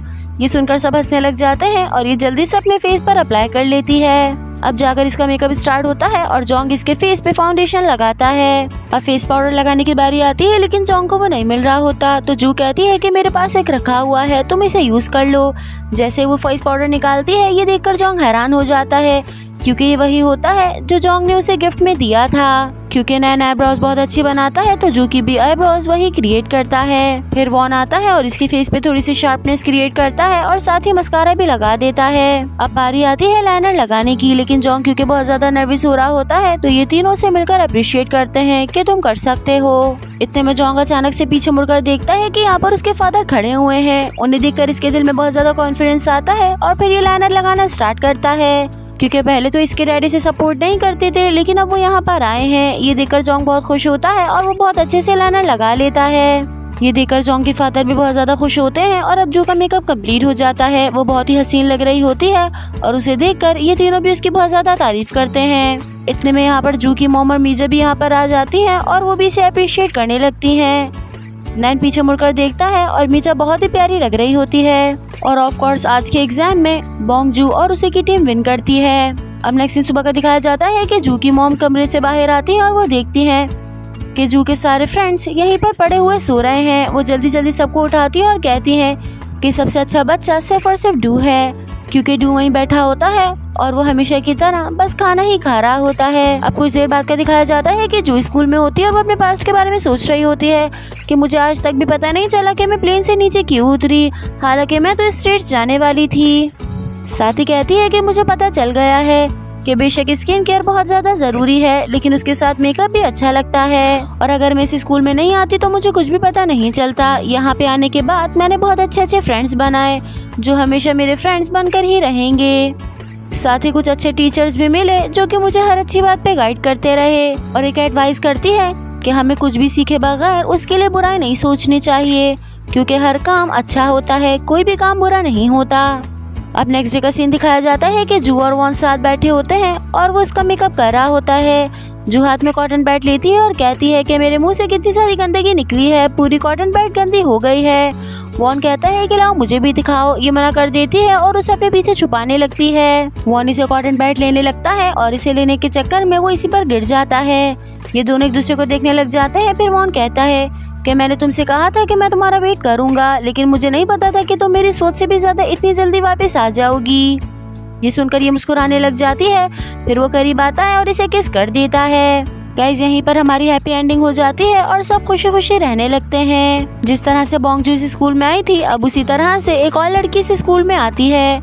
ये अपना नाम बार बार ले रही होती है, लेकिन मैम इसके आगे एब्सेंट लगा देती हैं और हमेशा की तरह नैनी उसे गाइड करता है और उसे बताता है कि इस स्कूल में वो बच्चे अलाउ नहीं हैं जो कि बेयर फीस के साथ आ जाते हैं। मेकअप करना यहाँ पर बहुत ज़्यादा ज़रूरी है।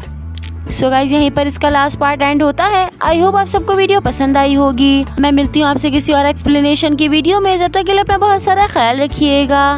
Bye bye and thank you so much for watching.